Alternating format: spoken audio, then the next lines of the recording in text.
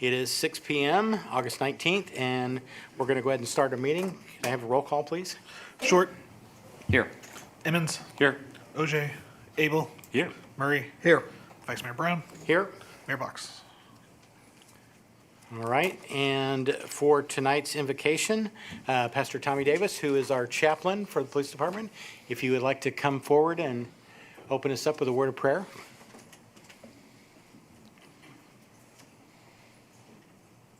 Will everyone stand? Thank you for this wonderful opportunity. Let's pray. Father, we're grateful for the fact that you don't change. We're grateful for you still being the same God you were yesterday and days before. Same God you were in biblical days, you are today.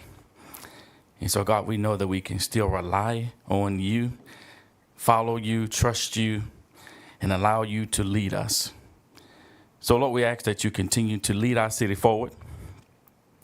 We ask, oh God, that you continue to have your way in our city. We ask, oh God, that you continue to have your hand upon our city. We pray, oh God, that we continue to be a safe environment, that we continue to be blessed and favored, that we continue to grow, that we continue to thrive, and that we continue, oh God, to be that which you have called us to be as a city, as a district, as a community. Bless us, and may thy will be done. In Jesus' name, amen. Amen. If you'll remain standing and follow me with the Pledge of Allegiance. Salute. I pledge allegiance to the flag of the United States of America and to the republic for which it stands, one nation, under God, indivisible, with liberty and justice for all. Thank you. You may be seated. And do we have an animal welfare spotlight tonight? Who do you have for us? We've got Maisie. Got a 3-year-old pig. We've had her for a couple of months now. We actually picked her up from our boys at Station 2. Someone brought her in, scanned her for a microchip. Information did not come back good. But I'll tell you what, she's been a blessing to our shelter. Her and our girl, Chloe. If you'll come around so people can see you. Say hi to everybody. I pick her up, but she is super heavy. She is just an angel, and if you guys want to actually take a look at her eyes. Okay, come here. Come here. You're not getting this. Oh, gosh. Her eyes are what people call human eyes, and they're very blue. I mean, okay, maybe not blue, but they're very human-like. It's unbelievable. You just kind of get lost in them. She is super duper sweet, super duper friendly. She gets along pretty well with our other mild-mannered pups, and she's probably one of the laziest dogs we have, honestly. If she's not playing around, she's just laying around napping. Right now we have 15 animals in our shelter, 3 cats, 12 dogs, 4 of which are unadoptable. 3 just came in yesterday and today. 2 of those will be going to the vet tomorrow, and then the other one at some point, hopefully we get to get a hold of the owner. And then the other one will be going to a rescue here soon. If you guys don't already know, we waive adoption fees at Jenks Animal Shelter. We've got a bunch of adorable adoptable animals right now. You can find them all on Pet Finder or our Facebook page, Jenks Animal Welfare. And our next adoption event, if I remember correctly, is August 30th at Ace Hardware from 11 to 2, if I remember correctly. August 30th, so we got lots of opportunities. How old do you think Maisie is? I think she's about 2-3 years old. Looks like she's had pups recently.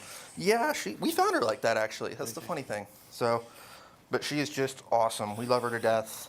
We hope to see her go to a really good home that she deserves. Somebody needs to find a good, mild companion for home. Yes. Maisie's the one. Yes, we've actually been fortunate. We've had 3 dogs adopted in the last 3 weeks, give or take, with Toby, our longest citizen, our longest tenant, I should say. He got adopted by Captain Schaus's dear friends. Officer Arnold, him and his wife adopted one of our puppies. And then Darcy, who I called her the leader of the retirement home because she was the oldest. She was 7-year-old Chihuahua Terrier. She went home Sunday, actually. So we've actually had a little bit of success lately. So we're going to try to keep that momentum going. So, well, she looks like a sweetheart. Everybody take a is. good look. She is awesome. Come here. She's a chunk, that's for sure. But as always, we appreciate you guys' time tonight. Thank you. Thank you. Thank you for bringing her out. All right, at this time, we have a proclamation and recognition with the fire department. I'm going to read the proclamation, and actually, I will have you, the officers that are here with the fire department and EMSA, PD, if I could have you stand. What we're going to do is I'll read the proclamation, and then we'll actually step outside into the lobby area for photographs, if that's all right with everyone. So let me read this. If you'll stand, please. Our fire department. Whereas on January 15th, 2025, Jenks Fire Rescue was dispatched to a CPR in progress call at Jenks High School MS building. Engine 2 responded code 3 with Engine 1 and Utility 1 following shortly thereafter. Whereas while en route, it was confirmed that a 16-year-old male had collapsed in a classroom. Whereas upon arrival, Engine 2 personnel made contact with Jenks Campus Police and quickly located the patient. Whereas Jenks Fire Rescue units demonstrated outstanding flexibility and quick decision-making, rapidly adapting their operations to locate the patient, initiating effective care, and maintaining organized control of a rapidly changing scene. Whereas Jenks Fire Rescue crews found the patient on the ground, cyanotic and pulseless, with CPR in progress by Jenks Public School nursing staff and Jenks Police Department officers. CPR had reportedly been underway for 10 minutes, with 2 shocks already administered via an on-site AED. Jenks Fire Rescue assumed control of compressions, while Officer Good of Jenks Police Department continued ventilations. The patient was shocked 3 more times, 2 by Jenks Fire Rescue and once by EMSA. Whereas through continuous coordinated efforts, persistent reassessment and high-quality CPR, the patient achieved return of spontaneous circulation just prior to transit to St. Francis Hospital, accompanied by 2 Jenks Fire Rescue firefighters. Now, therefore, be it proclaimed that the City of Jenks recognizes and thanks members of Jenks Fire Rescue, EMSA, and Jenks Police Department for their outstanding performance, adaptability under pressure, and their life-saving efforts. Their quick actions, expert teamwork, and unwavering commitment to excellence resulted in a second chance at life for this young patient. And I believe the family and the patient are here this evening. Yes? If you could stand, please.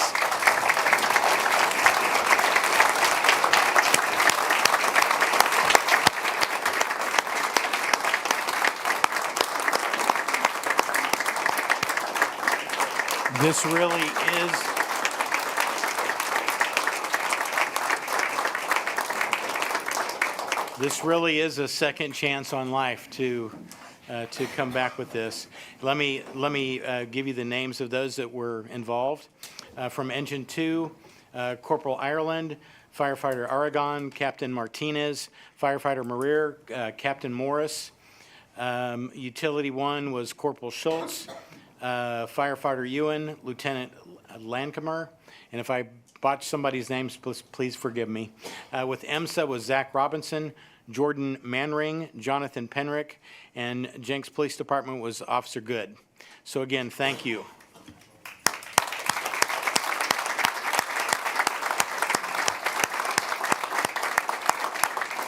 And I've set my hand and seal to the proclamation, so we're going to just briefly step out for some photographs.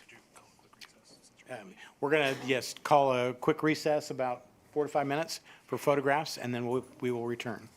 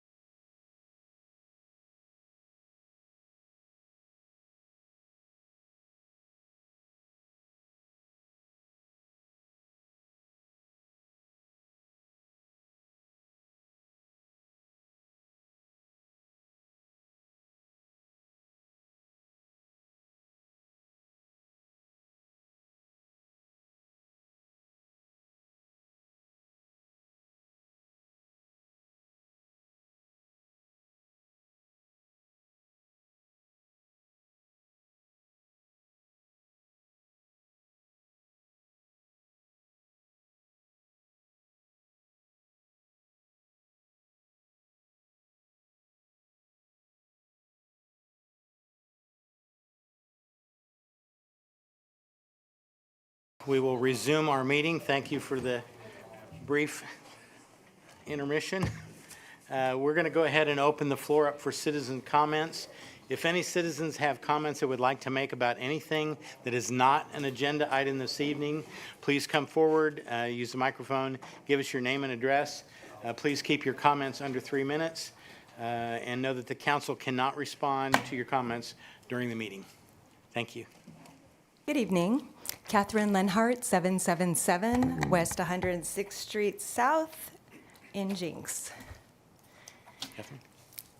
Tonight, I'd like to recognize the empowered and active citizens who follow and support the Jenks Coalition for Smart Growth. Supporters and followers have come to understand and know that this community group has evolved to understand multiple pieces of what seems to be a problematic, flawed, compartmentalized planning process. In order to deconstruct the information, we have encouraged robust discussion and for people to actually support their points through civil discourse. We have inquired during public hearings, public forums, town halls, and more.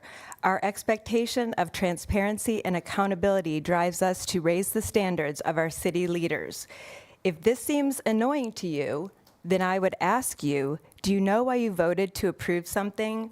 Was it because you spoke to people outside of your echo chamber? Or decided to seek an alternate explanation rather solely relying on being spoon-fed? Why did you volunteer and commit for this position? Each one of you has a vote. You have a vote, you have a vote, you have a vote, you have a vote, you have a vote.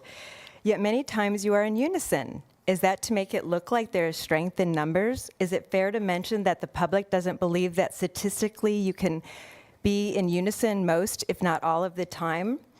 I would ask you to consider that the Jenks Coalition for Smart Growth's involvement and tenacity has allowed residents to have a range of information and content that is not always readily available via traditional means. We have brought thousands of people into the community discussion. The effect of our efforts and the efforts of other community promoters can be seen through the city's sudden revamp to inform residents of its prosperity. Maybe everything is going Jenks' way. The truth will eventually be revealed, as development is a long game. So until then, I and others will continue to ask, is Jenks okay? Our online advocacy has become the modern-day equivalent to Paul Revere, who rode through the night not for glory but for urgency. His mission was simple: to awaken a sleeping nation. With courage and conviction, he sounded the alarm that sparked a revolution. Today, the horse has been replaced by a keyboard, the lantern by a glowing screen, but the spirit, that remains unchanged. Modern-day online advocates are the new midnight riders. They don't gallop through cobblestone streets, they blaze through digital highways. They raise awareness, they challenge injustice, and rally communities with nothing but words, truth, and relentless resolve. But they face risk, not of capture, but of ridicule, censorship, and burnout. Yet they persist because they know that silence is complicity and that every post, every share, every call to action can be the spark that ignites change. It is with this in mind that the coalition honors this legacy, because whether on horseback or behind the screen, the message is the same: the people must know and have the right to know. With that in mind, I hope you are more forthcoming with information, less defensive, and show a resolve to stand up for the citizens for which you represent and the conviction with the decisions that you make. Thank you. Are there any other comments, any other citizens that would like to speak this evening?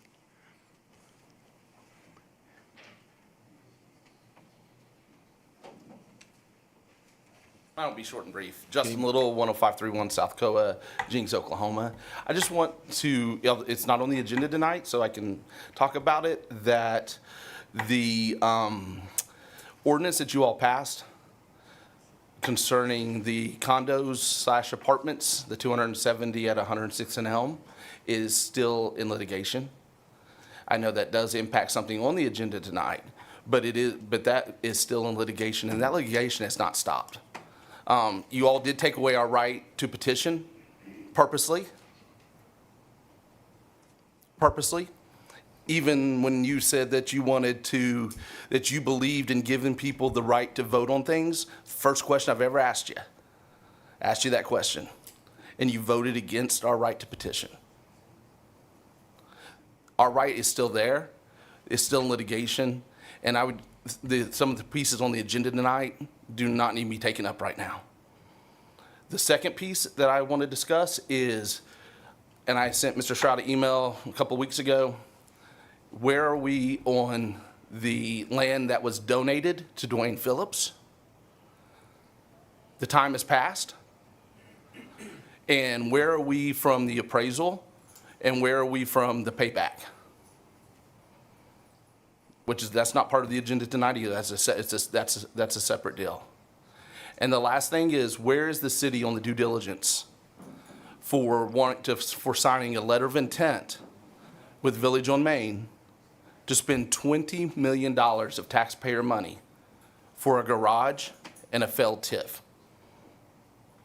That TIF has failed. I don't think that's even up for debate. We're going to turn around tonight and give him another one, but that's not up for debate. That TIF has failed. And you guys approved $20 million as a letter of intent. And as far as I know, there's not been any updates. I met with Mr. Shrout twice with other citizens. There's not been any updates to where we are in our due diligence with that.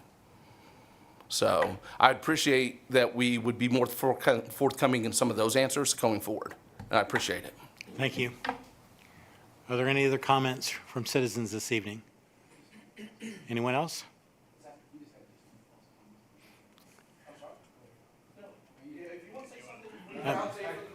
Gentlemen? Yeah. All right, very good. At this time, we're going to go ahead and move on. Were there other comments? Okay, at this time, we're going to go ahead and move on with our regular order of business. The consent agenda is before you. If there are any items that anyone would like to discuss, remove from the consent agenda, please let us know at this point in time. I'd like to make a motion to approve the consent agenda as presented. Any questions on the motion? We have a properly formed motion and a second. Take the roll on. Short. Yes. Emmons. Yes. Abel. Yes. Murray. Yes. Vice Mayor Brown. Yes. All right, so item number 1, consent agenda is passed. We will remove item number 2, no items for consideration. And we will move on to item number 3, ordinance 1671, relating to JZ 25 PUD 154, rezoning a piece of property from AG to RS2. And do we have a presentation on that?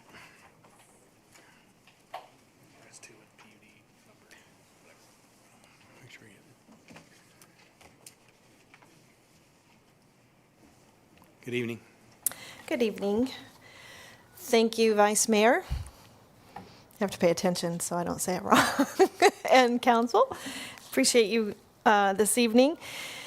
This is a project that is kind of the donut hole of a surrounding development or multiple developments. And it's not real common, but before it's all said and done, and by all said and done, before we're fully developed, this is going to happen a couple more times.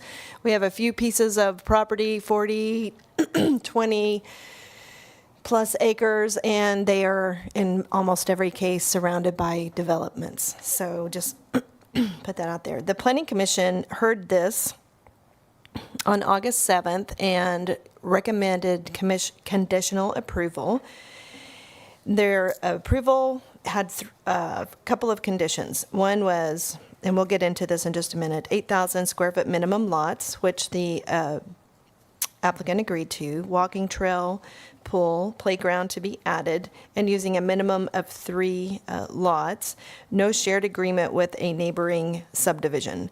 The reason they made that, there was an extensive conversation about the sharing of amenities. Our UDO requires a specific amount. There's a little math equation you have to do. There's a specific amount of park land that's required for the subdivisions. And one of the adjacent neighborhoods, during the initial conversations where the developer reached out to the adjacent neighborhoods, had a conversation and an idea of what if you take that fee in lieu, because we do allow for that in our code, and there would be a shared agreement. In the Planning Commission conversation, that did not go the direction that the Planning Commission wanted, or I should say the Planning Commission wanted to go a different direction than what had been suggested. So we'll get into all of that, but just that's on page 67 of 154 of your packet. If you look on page 70, you'll see that little yellow arrow at the top. That's our zoning map. And you can see that it's pointing to that ag property. And that is the exact acreage that we're looking at. When you think about, and I'm saying this because Councilor Murray did ask a question, if you think about the neighborhoods in the city of Jenks and other communities, it's very important to be connected, to have multiple outlets to get your traffic in and out in case of emergencies. In this case, the subdivision immediately to the south, Snow Tree, you actually have to go through you can't get to it without going through another neighborhood. It's just nestled right up on the north side. You either have to go through Pecan Creek or the other one. And to the north of this is Providence Hills. That was one of the first subdivisions in this area.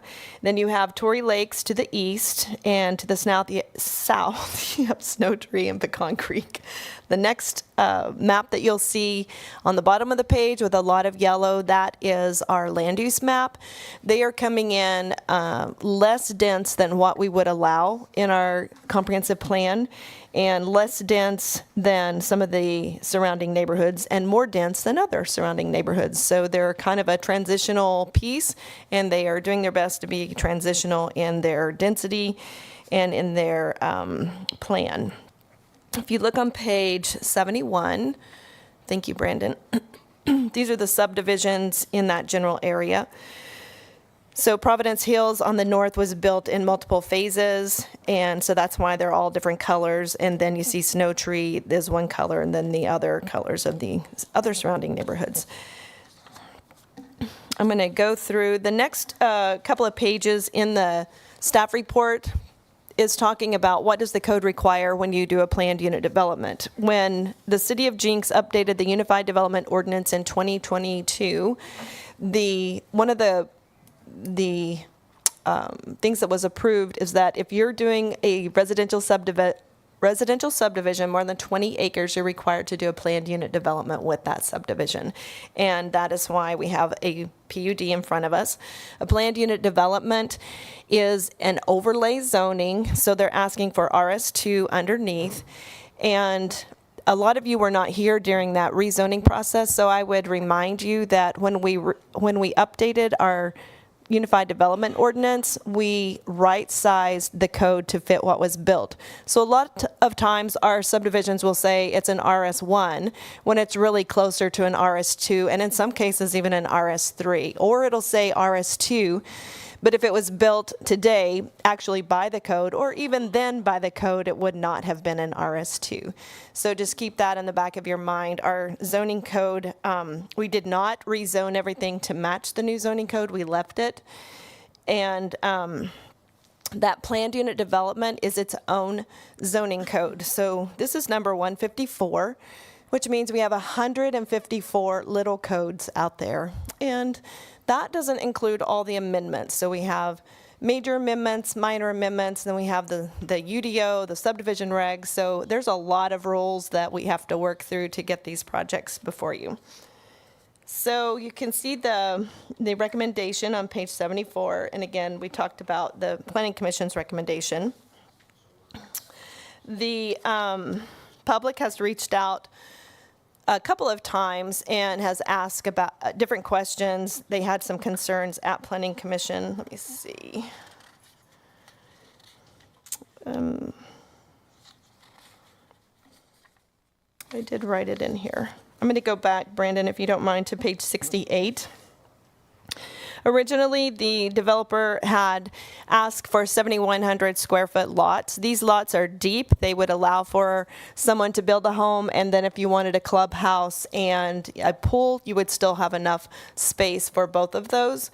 And the during Planning Commission agreed to go to 8,000 square feet, so they added 800 or 900 square feet to that.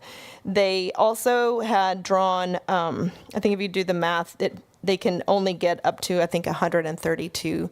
That was So when we do these planned unit developments, they are conceptual, and a lot of times it changes, sometimes a little bit, sometimes dramatically from what we see initially to later. Sometimes that requires an amendment to the PUD if it changes too much. Another thing that we talked about at Planning Commission, and I'll bring it up again this evening, is the impervious surface coverage. So in the near future, and by near, it's probably next year, we're going to have probably a round table with some developers and subdivision people who actually build subdivisions, not just builders, but people who build subdivisions. Because when we consistently see an issue with our code, I think it's very important to go back and analyze the why. Because if everybody's asking for the same exception, it's highly possible that our code is overly restrictive. And rather than having everybody get an exception to that, then maybe we need to fix it and make it more usable. So sometime after the first of the year, we'll start looking at some of those elements. But the good thing about having the impervious surface coverage in there, so if you're wondering what that is, that means how much of this lot is allowed to be hard surface. Your footing, your sidewalks, your probably not landscaping, your driveway, your pool. Pools are not pervious, or they are pervious, not impervious, even though they hold water. So when you add all of that up, it's kind of a big deal. And sometimes that causes an undue burden on your neighbors. Maybe they fill up their whole yard with really cool stuff, and now it's flooding on your yard. So the good news is that when you talk about it this early in the process, it gives the engineers the opportunity to plan and to actually calculate the drainage and the runoff according to the impervious surface coverage, and not just what they estimate it to be. So we know that if every single lot if every lot was built at 8,000 square feet and every lot was maximized at 65%, then they can calculate that and they can plan for it. And that's a big difference of how we've done.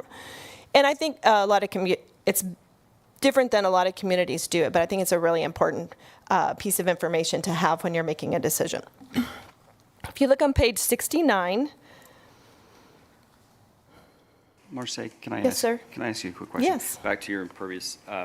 Does this, when you say you're getting a lot of historical exceptions, you meaning you approve it at 45 and they come back at needing 55 as an exception, and then this one's coming in at, they're telling us 69, so the engineer can go ahead and engineer to 69? Yes, and by the exceptions are coming during the PUD process. For one reason is because I literally say to them, if you are allowing 8,000 square feet and they have a really big home, which is what people want. They want a large home with a 3-car garage, and they want to maximize that lot, and then they come in and ask me for a pool, I'm going to tell them no, and then they cry, and it's really sad. Okay. Because they just built their dream home and now they can't get a pool. So we have that conversation early on with the developer. They know often who their clients are. They know their clientele. They know what they like. And in this case, they know in advance that most of these people are probably going to want their own amenities on their lot. So, and these lots are sizable and they can get that. So just deciding and understanding in advance of the plan that these lots are going to have more amenities on each individual lot. And now you can engineer to that. Thank you. Mm-hmm. Let's see. We're skipping around. I don't normally do that, but that's what we're doing. Okay, page 75 is the actual PUD. And the names change. This one's called Row 40. Mr. Leon Rowe is the property owner. Maybe that's where they got the name. I don't know. It keeps confusing me. I keep thinking it's right of way. It's 40 acres, so it makes a lot of sense how they got it, and it's in Jenks. If you look at page 76 is the design and intent statement, and what they did was they went through the elements of the planned unit development and then they answered them. They said, if this is required, this is how we met it. So that's what the next couple of pages are. If you look on page 78, this is the conceptual site plan. Again, these things often change. This is what is presented tonight, and they have agreed to take a couple of the lots I think 2 is what they want to do, and to add their own private amenities for the community. So just like Providence Hills or Torrey Lakes has their own pool and their own amenities, this subdivision, according to what you will hear, I believe, in just a little bit, they have decided to go ahead and move forward with that recommendation. They have 3 points of access, one on the north, one on the east, and one on the south. And we have 3 options for, what is the word? Traffic, what is the word I was looking for? No, I'll think about it in a minute. Calming, thank you. Traffic calming. We have 3 options that are good options in our UDO. So if you have some concerns about the length of the street or the straightness of the street, we can, and we will already talk to them about what they can do to use some of those methods for traffic calming. They are not speed bumps, just so you know, and so the fire department knows. No speed bumps in the code. So on page 79, this is their PUD. This is telling, they use the format that we have used for years now, saying this is what the PUD allows for, and this is what, if it was straight zoning, RS2 would allow for. When you get to the bottom of the page, it talks about minimum dwelling size. That is not something that's in the zoning code. That is something that they have volunteered to regulate, and through the PUD process, because it is codified, I have the authority to then enforce it. So they're saying we're willing to codify that no home will be less than 2,200 square feet, and it will be 100% masonry. And they will exceed the subdivision regulations by having 2 trees per lot. They'll have a minimum of 2 enclosed garages, and I think that's about it. That's the main things. Let me look really quickly. If you look on page 83, you can go ahead and turn there, Brandon. This is the larger image of the zoning code.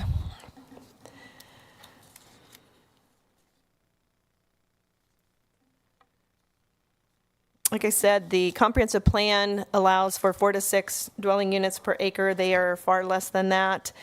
And Planning Commission did recommend conditional approval. I've gone over those conditions with you. As far as I know, the developer is willing to build the amenities. He can speak more to you on that. And if you have any other questions, I'd be happy to try and answer them, or you can speak directly to the consultant or the applicant, who is the developer. All right, thank you, Mrs. Hilton. Are there any questions?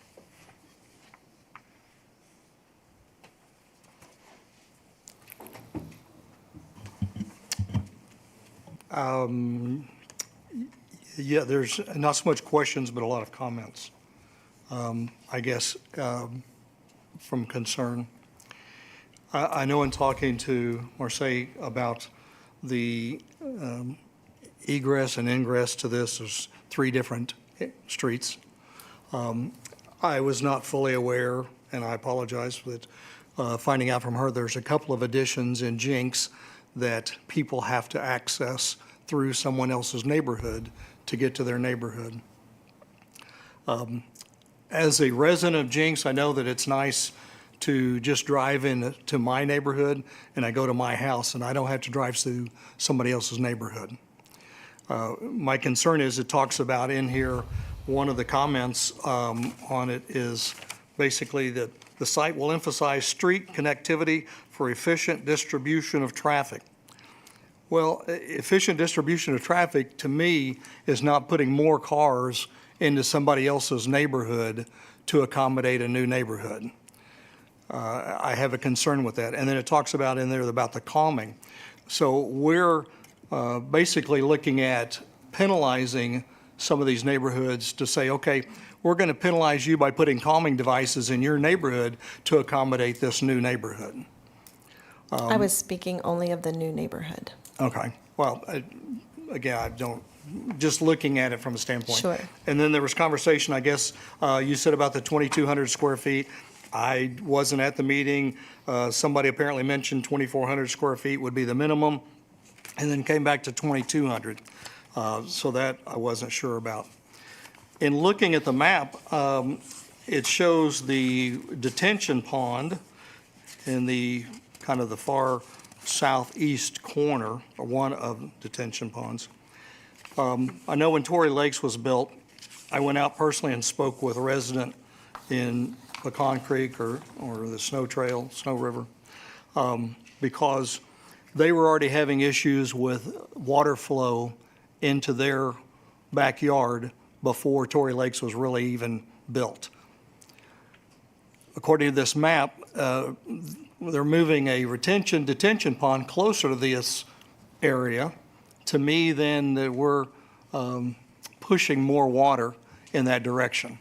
And according to one of the residents I got an email from, they've already had to build a dam in their backyard just to accommodate the water flow that they've been having issues with. Had city engineer come out, they looked at stuff, did some stuff, and we tried to accommodate, and I think at some point got some relief, but now we're asking for a new division to come in and do something else with it. Talking to residents in Providence Hills, using South 20th as a straight through from 131st. Apparently not driven it, so I'm just going by what I was told third hand. There's one stop sign that people have a tendency of running a lot. And Jenks PD has been out there, and over a 2-year period, give or take 17 citations in the general area of that and Harvard, a total of 42 citations for people running stop signs, people speeding. And I know that's not putting it off on this new division, but it's just saying that, again, we're asking cars to come into their neighborhood, flow through their neighborhood with their kids out playing or their parking to go into a brand-new neighborhood. I'm not trying to say I don't want a new neighborhood by any means.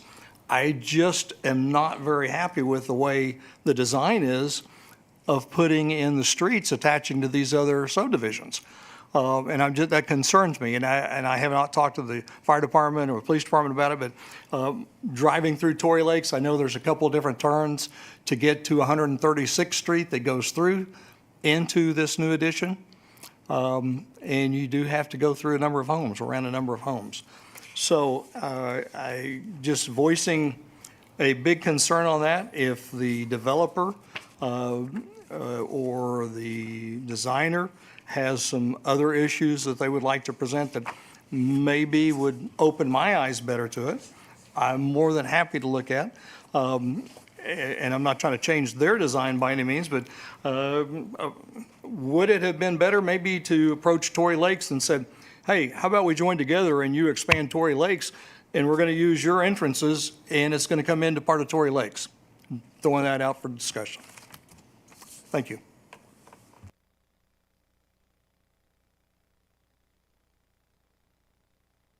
Anyone else? Can you go to page 83? Can you go to page 83?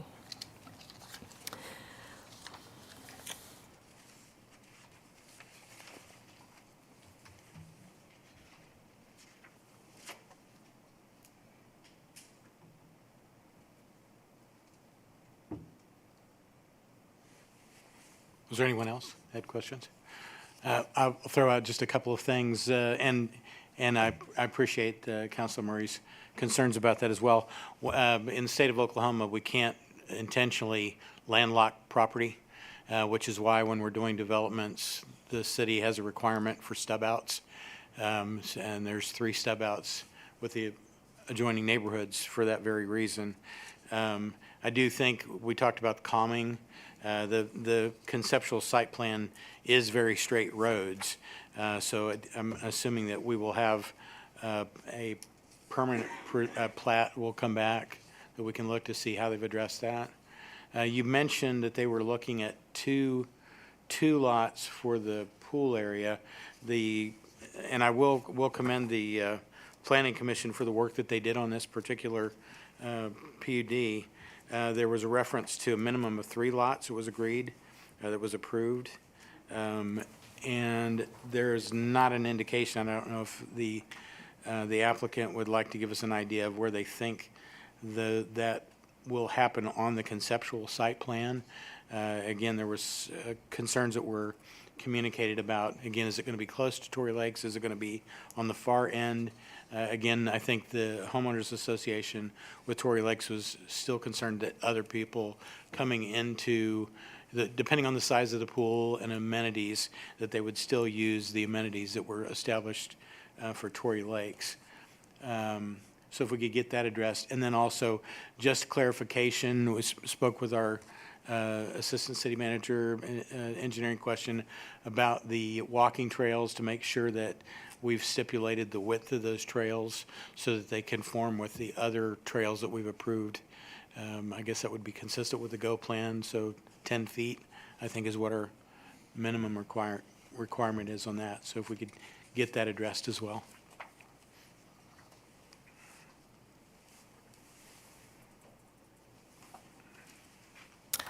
Do you want to speak to the applicant? Yeah, if we can have the applicant come forward. State your name and address for the record, please. Good evening. I'm Eric Enyart with Tanner Consulting at 5323 South Lewis Avenue in Tulsa. We represent the prospective buyer, investor of the property. Rick Dodson is here along with Kevin Schultz. This property, Marseille did a great job summarizing how we got where we are today. If you look at the zoning map, our property is kind of the donut hole. We're surrounded by existing residential developments. And the city's adopted policy for Jenks and for this particular properties is it's a growth policy, and we are meeting, and not only meeting the comprehensive plan's intent and plan for growth on this roughly 40-acre parcel, but we are actually coming in at a lower density than what is planned. 4 to 6 dwelling units, we're at 3.4. And a big part of the reason, would it be possible to pull up the site plan? A big part of the reason is we do have a lot of drainage. We've got drainage coming through us from other neighborhoods. The biggest one is at the southeast corner where we adjoin Tory Lakes. I'm aware of the concerns about the drainage to the south of that point. We did a little bit of Google Map historical imagery and saw that there was an actual drainage channel that went right through where they ended up building the building pad. So when you alter Mother Nature's preferred route, sometimes it doesn't quite work out. No fault on anybody intended, but we know these things. We study them very carefully. We're very good at stormwater drainage design and detention. We meet all the requirements. It is fully vetted through the city's process before anything is built. And another thing I do want to point out is we do have buffer strips on the north, west, and south side. And I did some checking before the meeting, and the ones on the west and south are actually about 80 feet. So I was mistaken at the last meeting by thinking there were 50. They're drawn in at about 80. Now, this could change. Once we get through the zoning process, we know what the use and the development density can be. We get a little bit more input at this point on the street layout. Then we can do the intensive iterative process of putting together detailed civil engineering plans, hydrology studies, make sure that gets through the process, and it could change. We typically do end up losing lots through the process. We don't want to show you more lots today than we end up, or come back with more later. There were several questions that I will do my best to respond to them. This property has precisely 3 ways in and out. And those 2 stub streets and the frontage road, in my opinion, were intentionally planned to allow for future development. Good planning allows for good connectivity between neighborhoods. It's a more efficient distribution of traffic. It's better for public safety, response times, ingress, egress, for residents, guests, utility providers, everybody, the whole public. So there was also one issue about the street that connects to the north through Providence Hills. Our firm did that many years ago. That's actually a collector street. It was designed with a wider right-of-way, wider street paving section. It's designed to accommodate more traffic.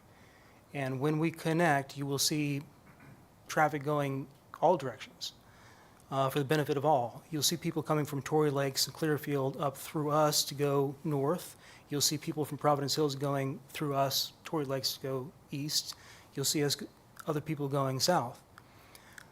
So that, by that way, the better connectivity we have, the better it is for all involved. One thing that I would offer, though, is if there is a concern for the cumulative length of our street connected with the Collector Street in Providence Hills, it would not be difficult at all to offset that and introduce some four-way stops to mitigate and calm traffic.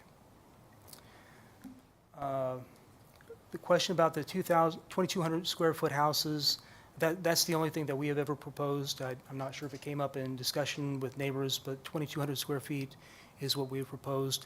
And I studied it. I looked at all the surrounding neighborhoods, their minimum square footages, and we are either at or above all but one. I think Pecan Creek, which was developed decades ago, does have 2,500 square feet, but 2,200 square feet is a very nice home, and at today's values, they're quite expensive as well.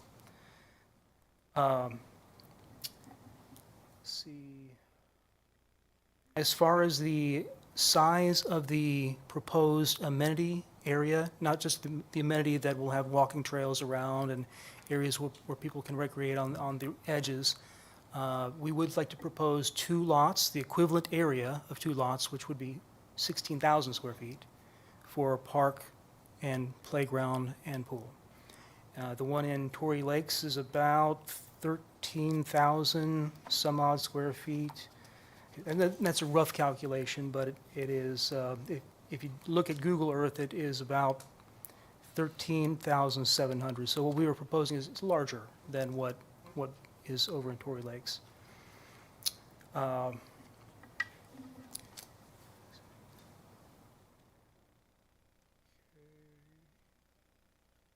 far as the trail width, I did hear your comment on the 10-foot trail width.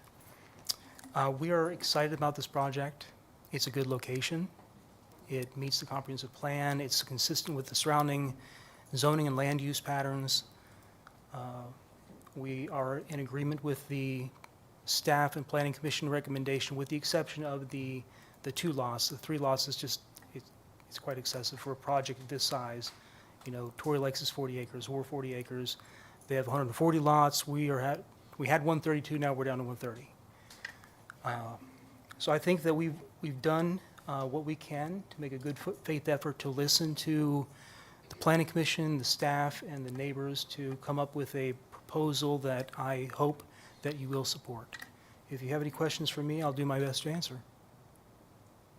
So again, the size of the 2 lots that you're proposing is going to exceed the square footage that is utilized currently in Torrey Lakes? Correct. For their amenities.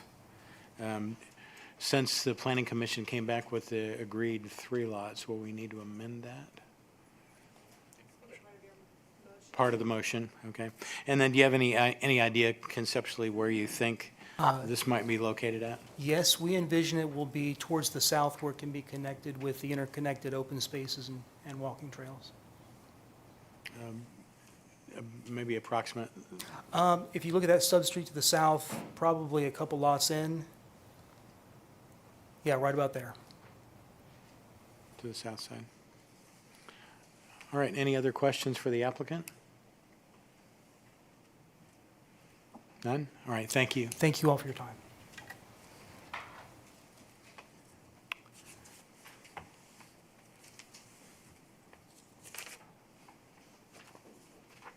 Are there any comments from the public at this time on this proposal?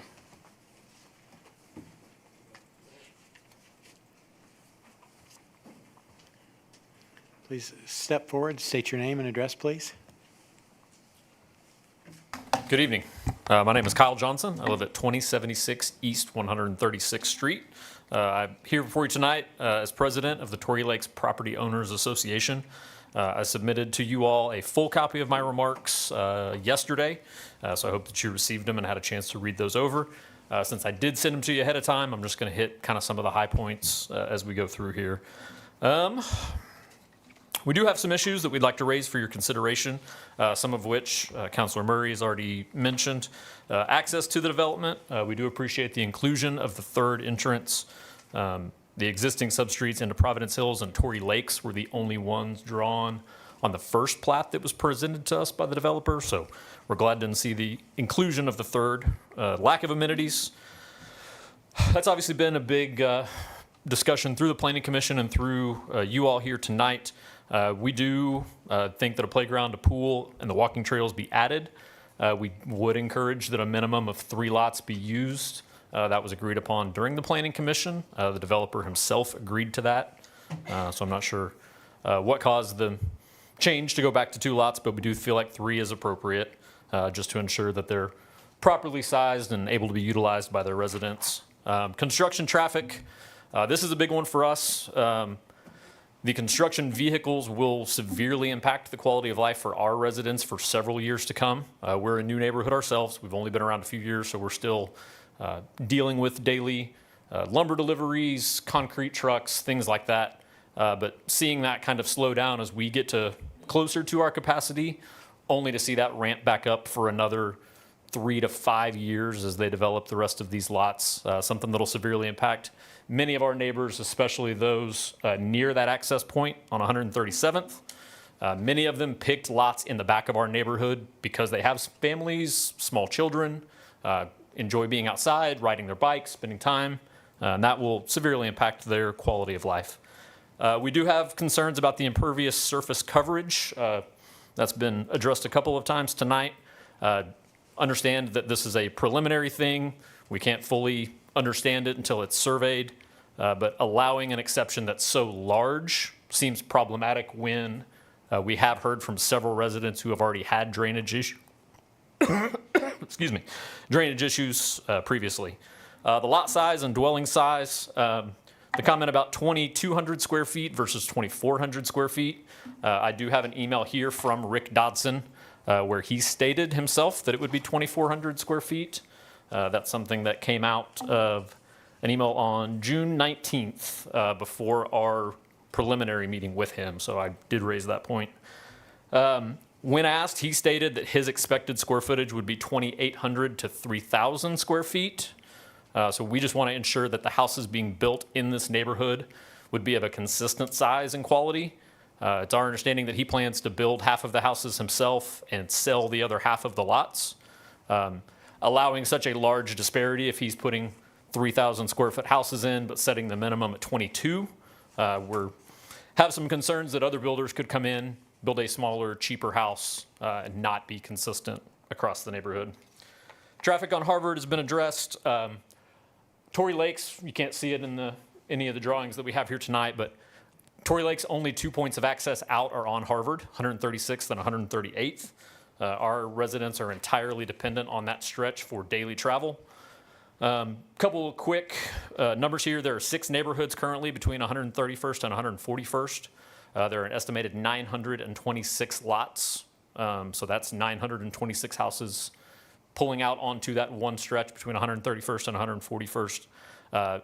The additional 130 lots that he's proposing here tonight could equal 14% more traffic. That's a road that already is 1 lane each direction. It has no turn lanes, 4-way stops on either side of it. It's taking a situation that's already quite congested traffic-wise and adding more to it. During the Planning Commission's meeting, and then here tonight, we've talked a lot about the comprehensive plan that was developed and adopted in 2020. We understand the plan permits this space be used for development. However, considering roads, amenities, and some of the other concerns that we've brought up here tonight, we'd love to hear the council's thoughts on if this is the appropriate time, the appropriate development, the appropriate situation to continue on with the building. So I appreciate your time. I look forward to hearing the rest of your discussion. Thank y'all. Thank you. If you would, please try to keep your comments to 3 minutes too. Thank you. Hello, my name is Dennis Wadowski. I live at 13611 South 18th Place. I represent Pecan Creek Homeowners Association. We are the neighborhood to the west of this property. Most of you, or some of you have probably received an email from me. Some of you may have not. I didn't get it to everybody. I got to the mayor and to Craig. But I want to give you just a few quick comments. And number one, I want to echo what was said by the gentleman in front of me. I think number one is I want to point out very specifically, I sat here in the Planning Commission meeting 2 weeks ago, and the developer definitely said 3 lots would be allotted to the public use area. So that's number one. Number two, I do support a 2,400 square feet versus 2,200 square feet. And number three, I want to talk about drainage real quickly with you as well. Drainage is a real problem on this location. So I want to start by just telling you a little bit about what my written comments were that were sent out. Number one, I live in Pecan Creek. Pecan Creek was developed in 1996. It is a very old neighborhood. Our lots are somewhere in the neighborhood of 3/4 of an acre to 1 acre lots. So realize you're looking at a neighborhood now that's looking at somewhere around 1/5 of an acre, much smaller properties than what we have.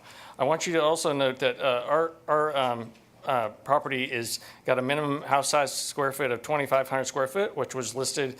And we also have very strenuous covenants. We haven't talked to any about covenants here, but our covenants are very restrictive on what you can have on your property. You can't have boats, RVs, anything like that out there, just out in the neighborhood.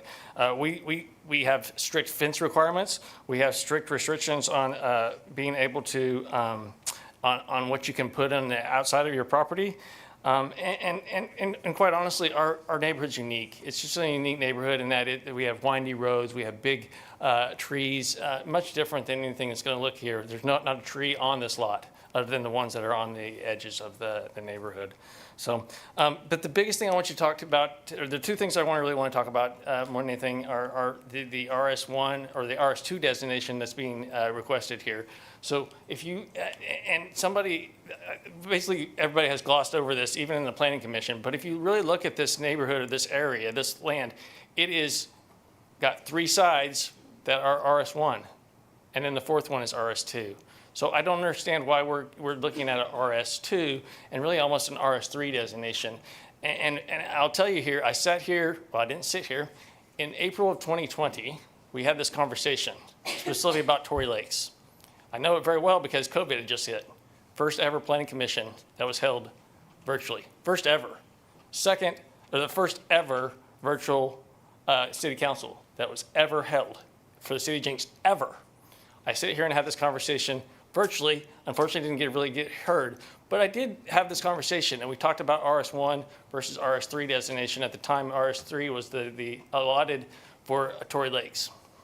And at the time, the Planning Commission and the City Council agreed with the RS1 designation for Tory Lakes. I want you to look at that property. I want somebody to pull it up. It's not an RS1. You look at RS1, RS1 is much larger than anything that is in Tory Lakes. So that was decided back then for that piece of parcel, and yet I sat here in the Planning Commission and got told, yep, we didn't actually plat it that way. We actually went with RS3, or we built it to RS3 standards. Absolutely, I don't know who gets held accountable for that, but that happened. Very clearly happened. But we'd like to see us RS1. We really feel like that we're degrading this property that will permanently change this property forever. Once you make this RS2 designation, it's forever this way. And I think that's what people have to realize, and you guys know this, but hey, we're talking about something that's permanent here that will forever be on the city of Jenks, that will change the residents that live in this properties forever. So think about that as well. My second thought is real quickly, and I'm sorry that I'm going over my 3 minutes, but the water that comes off of this property is a problem. I've lived in this house that abuts up to this property for 20 years now. The water that comes off this property is extensive, very extensive. It feeds our ponds. So Pecan Creek has 2 large ponds in it. We actually are kind of odd in that we're asking for a little water from this property, because without the water from this property, our ponds will go dry. So we need the pond, we need some water from this pond, but we don't want really all of it. So we'd like to have some consideration in that as we go through the platting process or whatever. Once again, I don't know how the public process works out of this, because when the Tory Lakes happened, it just got taken and then something happened different than what they told us was going to happen. But we need to look at that. But I do want to say, number one is I think already that creek is close to flooding in a normal basis, and now you're talking about the allotment of a whole lot more water to that creek. I think The last thing is streets. Streets are a concern for us. You're putting more traffic into the Pecan Creek neighborhood. If you go drive through our neighborhood, it's already a mess. We've got multiple potholes that haven't been filled and cracks throughout our neighborhood. The streets are not worthy of handling the traffic from this. That's what I'd like to say. I appreciate your time and I appreciate your consideration. Thank you, thank you. Thanks, guys. Mrs. Hilton, is any of the sub-outs, any of this connecting directly to Pecan Creek on the south? Pecan Creek is to the west. Go through Snow Tree. Through Snow Tree, okay. But there's no direct connection. Please. And again, try to keep it at 3 minutes, please. I will try, but I cannot promise. I have a lot to say, too. Thank you, Vice Mayor. Thank you, councilors. My name is Andra Pinkston. My husband Greg and I live at 2701 East 138th Place South. We are the family that Councilor Murray came to visit when Tory Lakes was developed. And so if you wouldn't mind putting up the site plan again, I just want to point out where we live.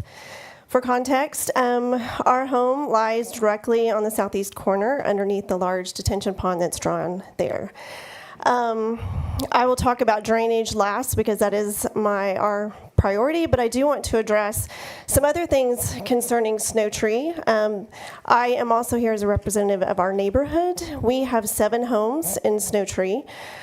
We live on a dead-end street, and while I appreciate all of the concerns and comments that have been shared about the 3rd Street and access point, we also have our own concerns about having that access point on our dead-end street. We have, like I said, 7 homes. We have an 8th property that our street dead ends into. So the traffic that we've experienced, my family and I have lived there for 13 years. Many of our residents have lived there 15 to 20 years. Our traffic is minimal. As you can imagine, our kids play in the street. They ride bikes. They wait for the bus on the street. And now we're potentially looking at hundreds of vehicles now accessing that road. And I will echo what the gentleman from Pecan Creek just said. The access points, while it is off of our street on Snow Tree, you do have to go through Pecan Creek to get to that point. There's actually another neighborhood that you go through as well. I don't think it's named. I don't know if you can correct me on. Used to be Country, yeah, I do believe it. I was under the impression it is either currently Country Meadows or used to be Country Meadows. So all 3 of the neighborhoods are affected by this potential access point. There is not a current stub street right now. This is just a city street. And if you can look on the map, it does bend back to the south. As far as how that traffic flow, there seems to be no traffic right of way at that intersection. So we're confused as to even how the traffic would flow there, what kind of stop signs would be required, because as of right now, we're the only traffic that goes through there. So we do ask for the council to consider the feasibility of that access point. And really, I do appreciate the concern of the other neighborhoods of having the traffic go through their neighborhoods as well. Secondly, I would like to just reiterate what the gentleman from Pecan Creek stated, that in the applicant's information that both the Snow Tree and Pecan Creek's dwelling units per acre were not listed as comparison sites. And that section of the application talks about comparing to the neighborhoods that are similar and those that adjoin. Well, our 2 neighborhoods adjoin 50% of this acreage. Our family lives on a site that's an acre, a little over an acre. Most of our homes in Snow Tree are 3/4 to an acre, very similar to what Pecan Creek has. So we feel that this neighborhood is not in comparison to what where we live and what our property values show. We purchased this property. We chose to live in this neighborhood for all of the reasons that I've just stated. So we would like the council just to consider that this neighborhood does not compare to the 2 neighborhoods to the south and the west. So drainage. Mr. Murray was kind enough to come to our property back in 2020.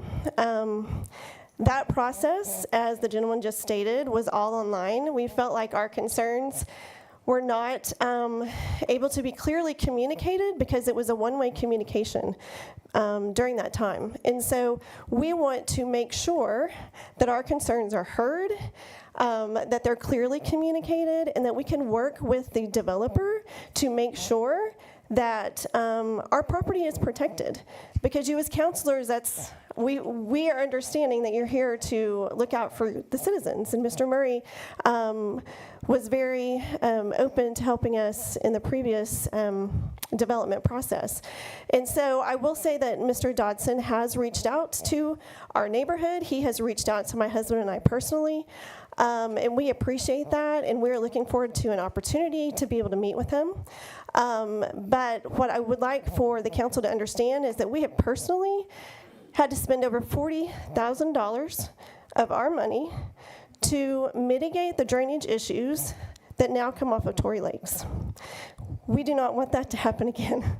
And so while the models that get created by the developer's engineer firm, I understand that that's the process, but in reality, we are a family that's living with drainage issues, and we were failed by the lack of accountability is really all I know how to say from Tory Lakes. And so we are asking the council to table this development at this time until we can have an opportunity to meet with the developer to ensure that our property is protected from this neighborhood and the drainage that comes off. So thank you for your time. Thank you. Is there anyone else that would like to address this issue?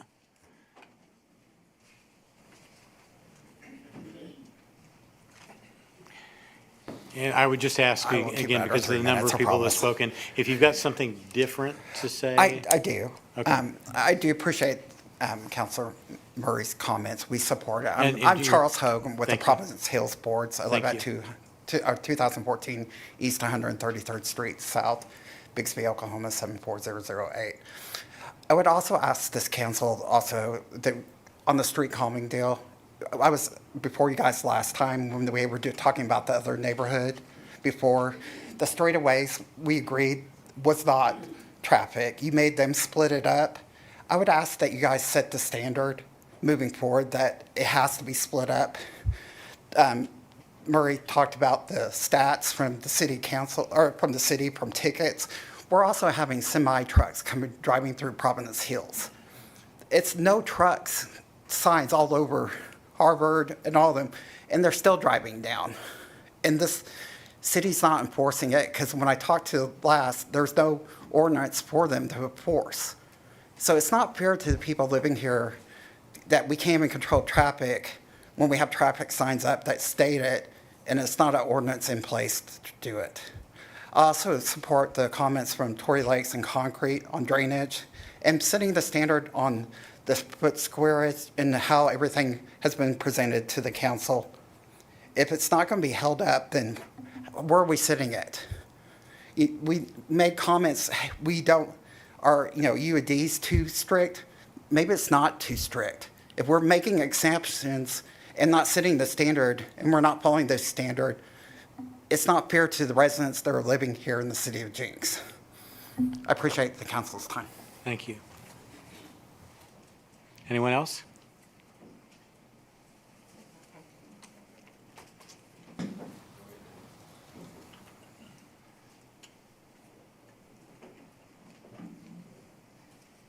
Ed Phillips, 13422 South 19th Court, Bixby, Good evening. actually Jenks. I think it's a well-known fact that we've had a serious problem with unauthorized people trying to use amenities there in Providence Hills, so I won't belabor the point. But it is a key point in the amenities for this new subdivision. And we really appreciate the 3, not 2, but 3, plus amenities in that area to decrease some of the future demand. The other thing, very briefly, is we'd like to reinforce the comments on 3 access points. It's necessary. You take a look at that from an engineering standpoint on a traffic. it'll justify 3 access points. That's all I have. Thank you. Thank you, Mr. Phillips. Anyone else? Good evening. Matt Clegg, 13507 South 20th Street. Good evening. I've emailed a few of you, Vice Mayor, I've texted you. So I live right at the top of 20th Street, right at the borderline where the maps meet. As far as runoff, we've addressed it on the south side, but I will just kind of alert you to this. There is a ton, and I watch it every time it rains, come off my lot and run right down the border where Tory Lakes and this provided plot here, plat, meet. There's actually a creek there. It carries a lot of water down to that southern pond that's not being mentioned and addressed. Those houses on those lots on that east side will push all that water toward Tory Lakes if it's not taken care of. We've addressed, my fellow neighbors have addressed the points well. I won't go back over those. I do want to reiterate the traffic on the straight through 20th Street. We already have a ton of traffic through there with as many homes as we have in Providence Hills. We also have a bus stop on that street. It's a huge safety concern for me. My kids get out that bus stop.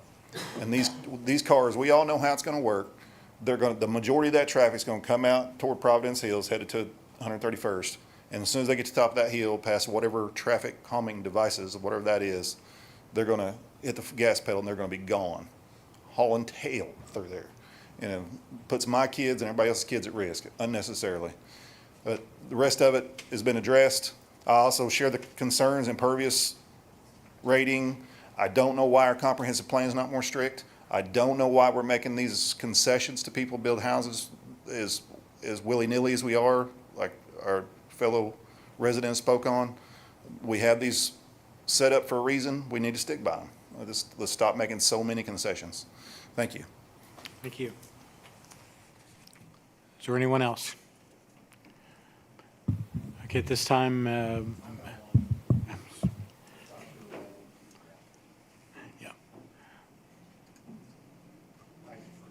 Rick Dotson, 5929 East 106th Place in Tulsa.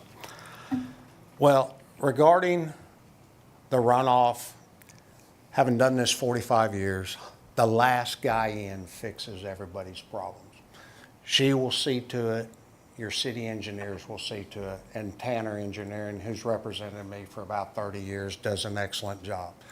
So from all the meetings that we've heard about the runoff, down there to the southeast, that pond is large. It'll be dug deeper, and the whole premise of those is to retain the water. Right now, obviously, it's 40 acres. It's landlocked. Subdivision regulations require 2 entries or exit points. We were proactive. We went and met with Providence Hills. We met with Tory Lakes. I met with Snow Tree. I apologize, I did not talk to the boys or the homeowners in Pecan, but we knew what their problem was. They wanted water, but not a lot of it because it fills their pond. And Tanner assured me that they could accomplish that. RS1. RS1 would require $1 million plus houses.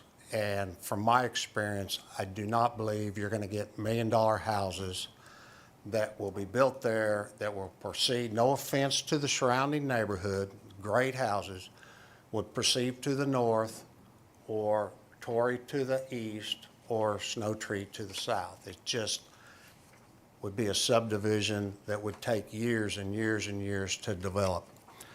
At the Planning Commission, we did request 3 lots. We came to the meeting and we felt like the 3 hot points were amenities, walking trail, and a swimming pool. I want to caution the council on 2 things that are happening in this town.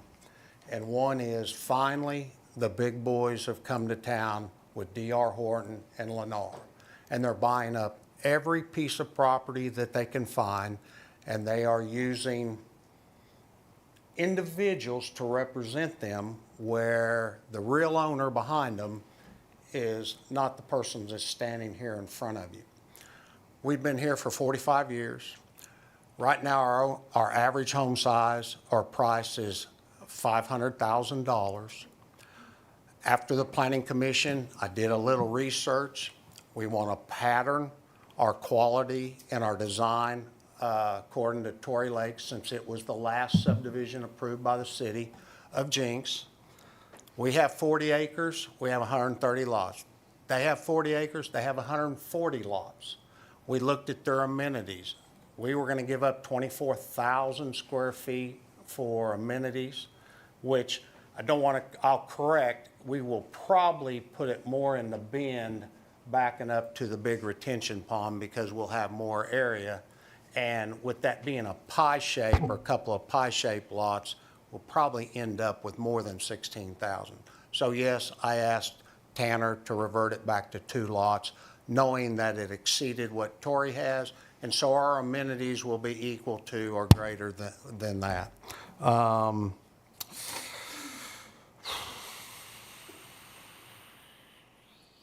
Unless you all have any questions for myself, I think I'm done. Thank you very much for your time. Bring it back to council. Are there any questions for the applicant or for Mrs. Hilton? Can the gentleman from Tanner come back real quick? Mr. Inyart, please. Thank you. So the minimum house size is 2,200 square feet versus sir. the 2,400 square feet. Yes, sir. What do we think, what are the percentages, perceived percentages at this point would be 22 versus 25 versus 3? I do have those notes, and that's based on the plats that I pulled when I was researching this. So Providence Hills has 1,400 square foot houses minimum. Now, the way this works is you typically set a minimum, but most of the houses that actually sell are larger. But everybody in Jenks for years and years now has expected to see a minimum house size, and so we offered that in our PUD. Providence Hills, 1,400 square feet. Clearfield Estates, 1,600 square foot for 1 story, 2,300 square foot for 2 stories. Country Meadows, 1,600 square feet, 1,800 for 2 stories. Harvard Oaks has 2,000 square feet, 1 story, 2,600 for 2 stories. Pecan Creek, that's the one that has the 2,500 square feet. Snow Tree is at 2,300 square feet. Tory Lakes is at 1,600 square feet, and then 2,300 square feet for 2 stories. So is the drainage issue stormwater that the stormwater system doesn't handle? Or where would, and maybe this is too premature, maybe this is reflective after the hydrology study, but does the stormwater connect to a drainage system in Torrey or Providence or both? Yes, there's a unique feature about our site in that it was originally a nice rectangular 40-acre tract, and there was somebody that had acquired 2 small parcels from the southeast corner of our 40 to allow for an outlet system from the Tory Lakes drainage system. I realized of the entire site, that's probably the most sensitive point. That will be the point that our hydrologists pay the most attention to through the engineering design and permitting process. And so with that attention to that detail or that issue, will the outcome or the design of the stormwater take that into account to minimize that runoff and try to force it into the stormwater sewer Yes, sir. system? We always take care of not only just the minimum, but we make sure that if there's something unique about our site, that we take that into account in the overall design. And that comes with the hydrology study that then comes along with the plating? I'm trying to remember my steps. Is that true, Marseille? Okay, thank you. Any other questions from council?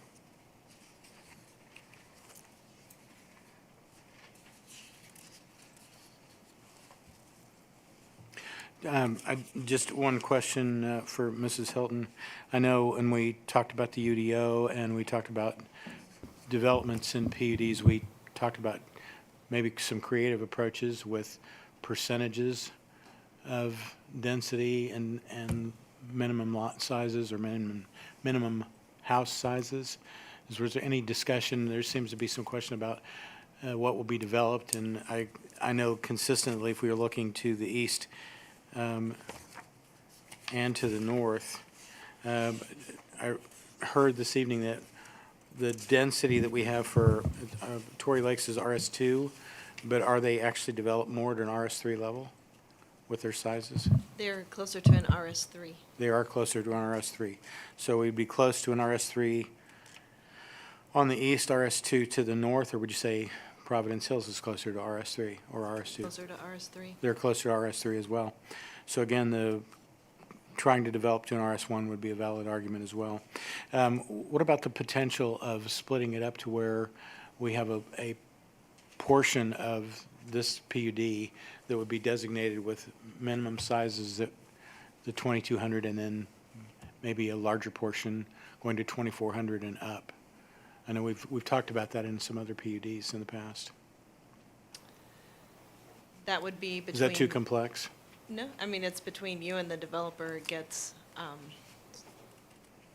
conversation that you can have. I was going to say earlier, if I may speak. Please. On impervious surface coverage, we have never regulated that until the last couple of years. And so having a conversation and making sure we're right-sizing that. Previously, nobody checked it, how much impervious surface was on a lot. You could pretty much pave your whole lot and it just is what it is. That was the way business was done in the city of Jenks. So having a standard and negotiating that standard, I don't find to be a fault at all. I think that having a standard is a great goal. And if we know in advance before we get into the nitty-gritty of the engineering, then I think that we have a really good chance of having a better product with better drainage systems in place and better calculations because you know in advance. Again, this was never calculated like this before. We never, if you turned in a building permit and you wanted your big shop and your big pool and your big garage and your big, you got it. You got it all. Whatever you wanted, you got it. But we don't do business like that anymore. We make them do the calculations. They have to tell us how much impervious surface coverage they have. And so it's a different way of thinking, and I have no problem whatsoever amending the request to 60 whatever percent. Would you say then on the impervious surface coverage, the primary goal is again to make sure that the land will perk? There's appropriate area for the water to perk, so it's not running off the land into. Well, perking probably has more to do with soils. With than- soil than- density, but Yeah, so I again, probably would more for ex- water handling. I think part of it is, one, we need green space. We need to require green space on a lot. And then the other is we have had a couple of times issues where people came in and completely paved their front yard. Right. And so that was one way in adding an impervious surface coverage to your lot requirement kind of limited how much concrete you could have in your front yard. Yeah.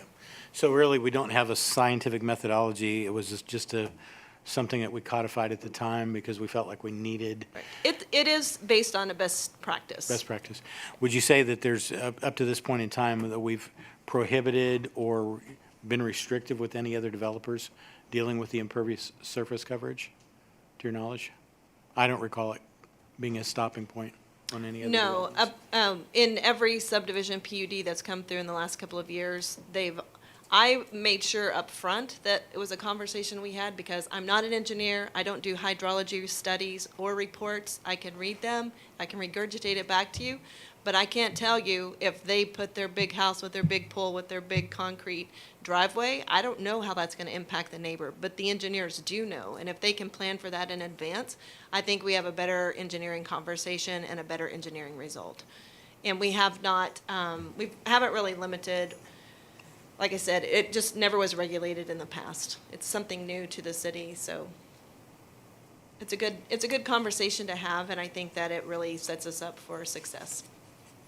And I think this stemmed from Dutchers Crossing 1, Dutchers 2, Reserve at Dutchers Crossing, Clearfield, and then Torrey Lakes. And these are all very similar products in terms of the size of the lots and the setbacks and the size of the driveways. And so then you have the size of the house. You have a relatively small front yard, usually a relatively small backyard. And then if you put a pool in and you pave all around the pool, now the entire backyard is paved, and the only pervious surface would be the front yard that doesn't include the driveway that's meant for 3 cars. And so I think that it was a proactive attempt by staff and council to address an issue that really is more of a neighbor-to-neighbor thing.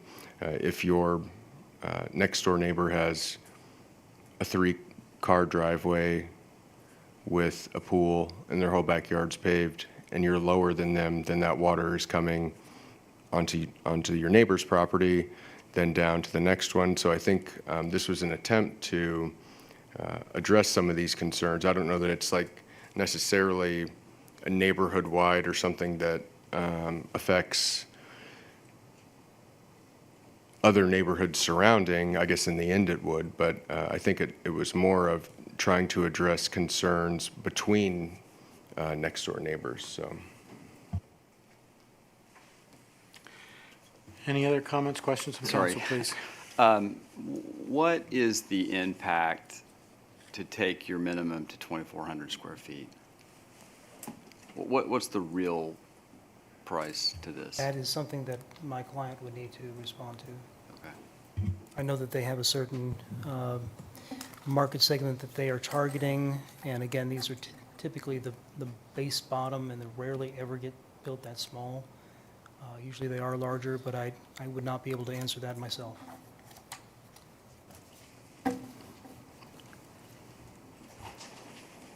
Any other questions, council? At this time, we've got the floor closed at this point. We'll entertain a motion. Thank you all. What's your pleasure?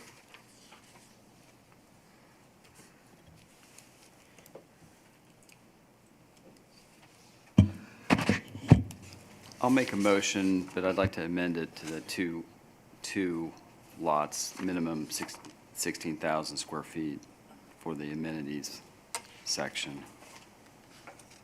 I don't know which part that is. How formal does this have to be? Is that okay? Is that sufficient? I'd like to make that motion. So you restate your motion then for JC 25? Require 2 lots or a minimum of 16,000 square feet for the amenity of pool and other amenities. Okay, we have a motion to approve JZ 25 PUD 154 with a revision of the 2 lots being revised to a minimum of 16,000 square feet for pool amenities. Is there a second? Second.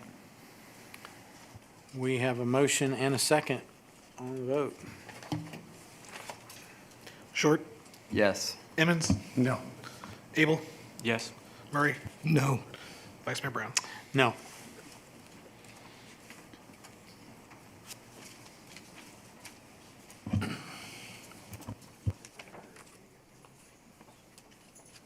So at this time, the motion fails. Mrs. Hilton, will the applicant have the opportunity to come back to Planning Commission? Yeah. We could have another motion if there's anybody that would like to revise alternative. Excuse me, although we voted no on this, I would kind of like to have more research done for engineering purposes, hydrologist purposes. Excuse me. And for sure, the road infrastructure and egress, that we table this until we can get more information on it and have a better idea of how we want to vote. So a motion to table? There's a motion to table. We have a second. I'll second that. Yeah, there's a question. Tabled. What are we tabling? That's true. We've already acted on the, so it'd be a motion Okay. to bring it back with alternatives? or just tabling it? Yes, I think you could encourage the developer to come back. Yeah, that's probably the appropriate thing. So is there anybody else that would like to comment?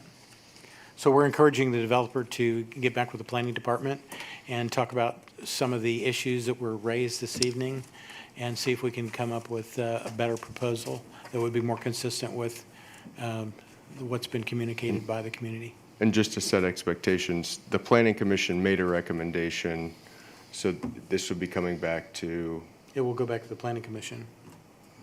Yes? well. If we have a new proposal. Well, they made the I guess they made their recommendation, but yeah.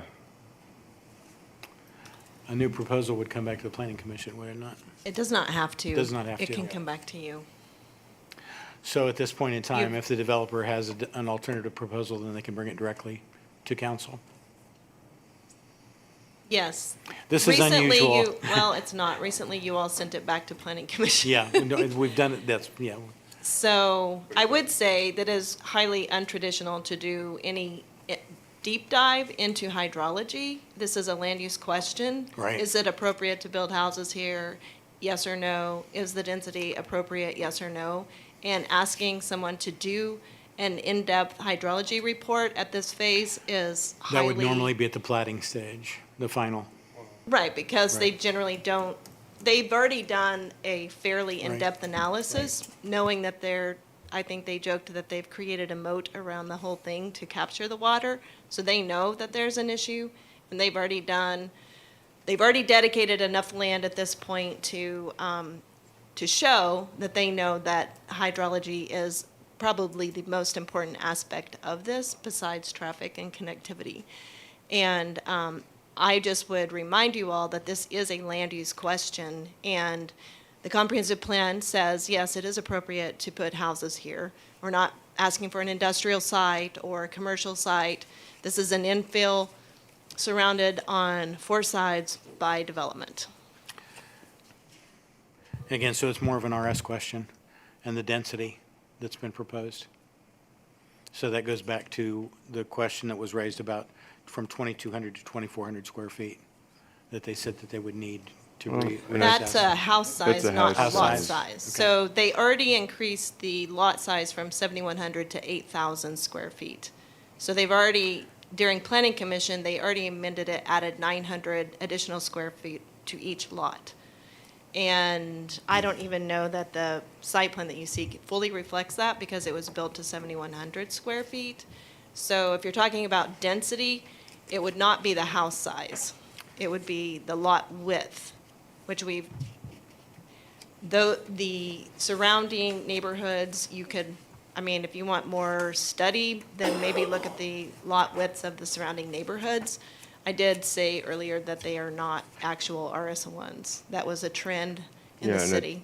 And that was something I was going to bring up when the gentleman spoke, is before I got here 10 years ago, if it was a PUD, even if it didn't meet RS1 standards, every PUD, the underlying zoning was RS1s.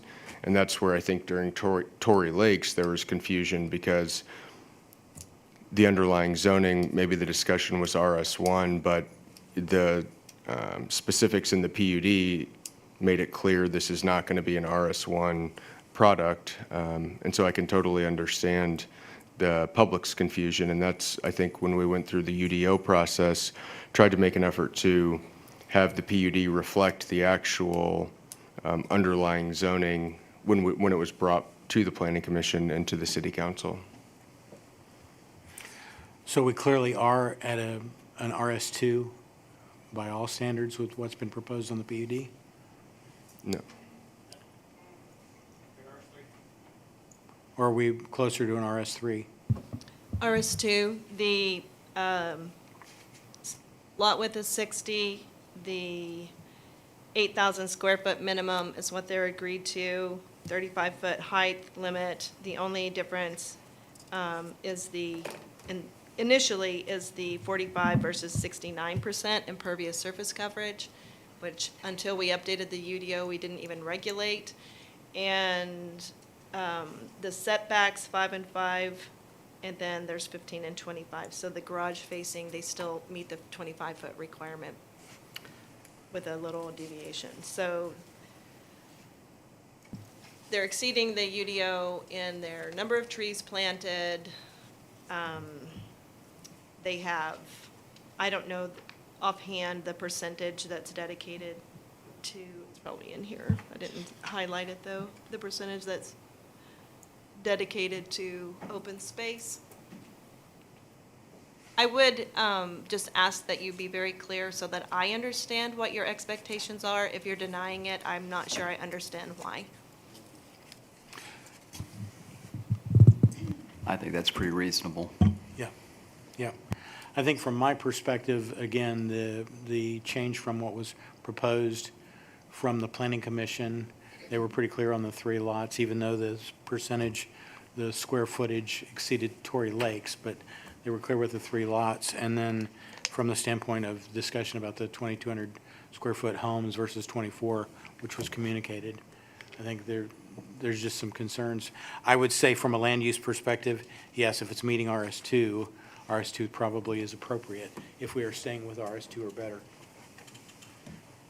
I don't know if anyone else wants to comment. Mine's along that same lines, but I'm still back to whether, PUD or an RS2. I'm still concerned with the water flow, and until we can get some better answers on how that's going to be achieved, that's where my concern is. Traffic, I don't want to keep a developer from developing something here, but I don't want to penalize the other neighborhoods with more traffic. But I don't know what else we can do without the city putting in some other street, and there's no way out of that we can do that, so. I would say from my perspective, if I were to relook at this again, I would say it would be close, but I think maybe just coming back with some of the issues, not necessarily dealing with the land use, but the other issues that go into the PUD, the technical components of the PUD, I think that would be a tipping point for me personally. Specifically, the house size. Yeah. And the square footage of the amenities lot. Correct.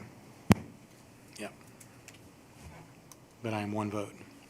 Anyone else? I'm more with Mr. Murray about the traffic and the drainage. There's no doubt this place is going to be developed as homes, but it just seems it should look a little different in my opinion.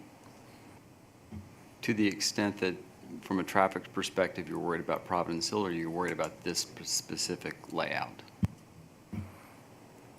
Both.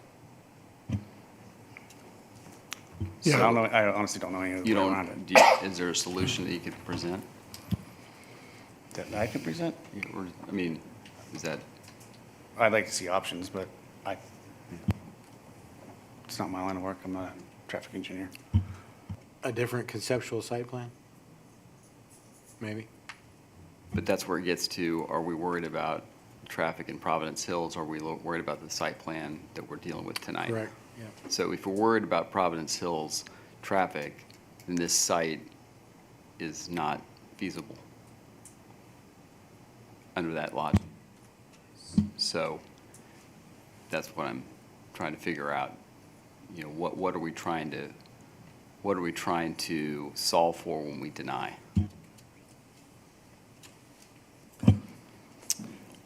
Well, I think along the lines, and the developer said that they talked to the areas, they didn't necessarily talk to the HOAs on it, and I guess at least starting back with them and kind of saying, I know there's going to be difference of opinion on it, but it just kind of goes back to, the numbers. If you've got a straightaway, chances are people are going to speed, and one stop sign's not going to control it. And so we're saying in Providence Hills, we're going to penalize them by putting in or calming, and I know Ms. Hilton said that, well, the calming device would be in this new addition. To me, it doesn't look like it's big enough that's going to need calming devices, whereas Providence Hills is 6 full blocks from 131st to 137th of straightaway. And so we're saying that we're going to have to penalize Providence Hills by putting calming devices in there to accommodate this new housing addition. on the curve and down at the bottom of, by Pecan Creek or by the area that goes into there, that is a curve, and like she was speaking earlier, if you go on south and to the east of there, it's a dead end. And so people coming out of there are going to be confused for a while, obviously, or people coming to visit may be an issue, or even a fire truck. And I'm not sure, again, I didn't talk to the fire department about this. A fire department being able to go and take that curve to go into that addition if they have to come in from the south. No idea. Coming in from Tory Lakes, you come in off of 138th, you've got a pretty good size curve to get over to 137th. But if you come in off 136th, you've got to turn on one street to turn back on another street to then turn to get into that addition.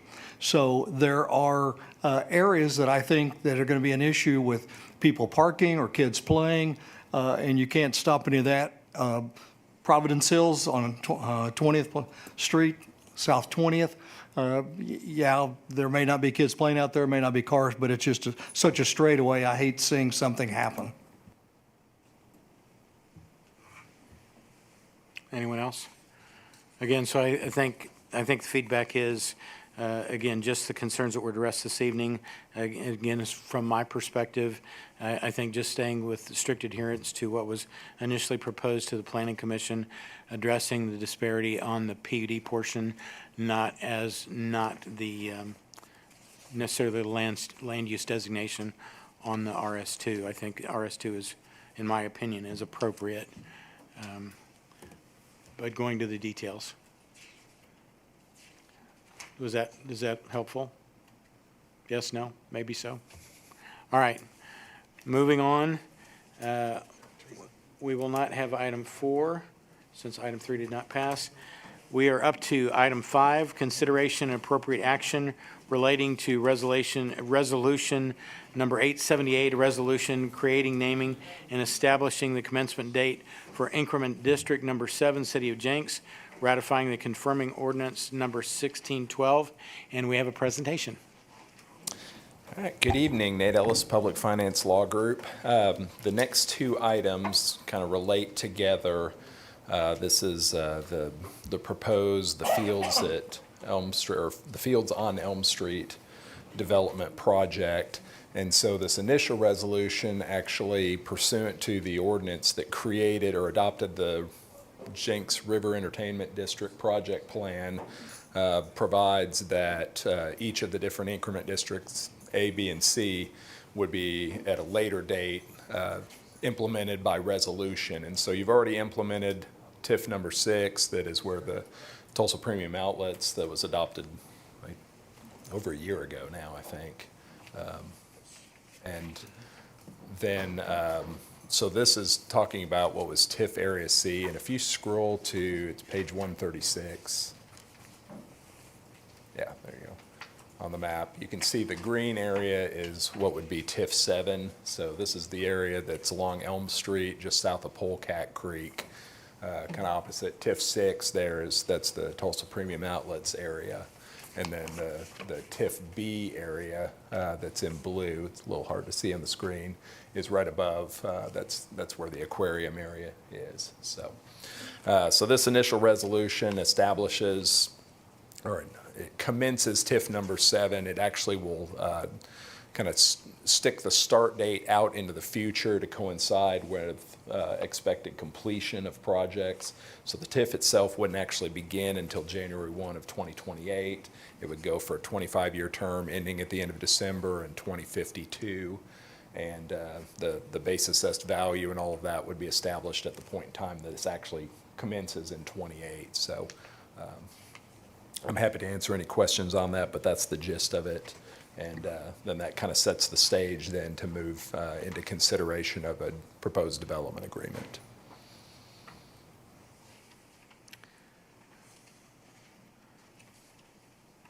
So this particular item is a resolution and deals with actions that have previously been addressed by Planning Commission and Council, so it's not a public hearing. But I think for benefit's sake, if anybody would like to address the concept of the TIF as to how it applies, specifically anyone that's following along on page 112, the items that are being funded by the TIF. I don't know if you would like to jump into that for us, please. We're in item 5. Item 5, sorry, am I on the wrong page? Page 101. 101, sorry, my apologies. Thank you.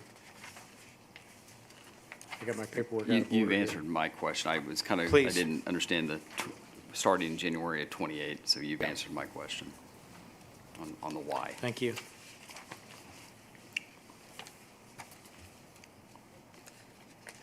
Right, the resolution, we don't need to get into details on that.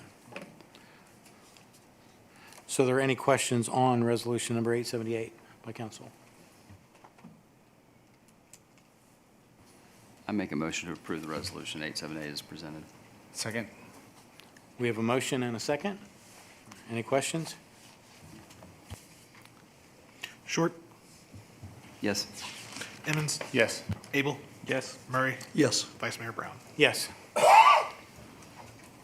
Resolution number 878 is passed. Let me get back to my sheet here. That is item number 5. Okay, so item number 6 is consideration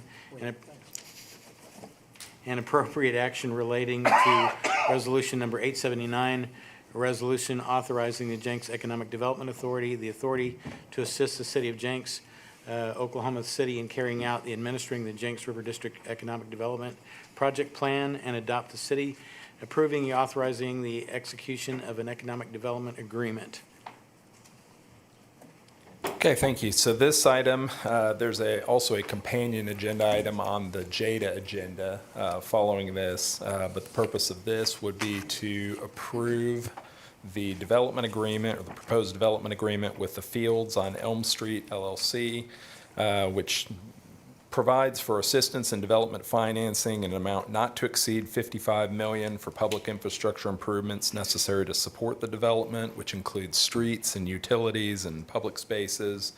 There's a projected investment by the development group of approximately $258 million that would generate approximately $40 million in new retail sales annually, or about $1.4 million in new sales tax that would be generated at the city level. Would also generate approximately $2.2 million in new ad valorem taxes annually, portions of which would be captured as TIF revenue.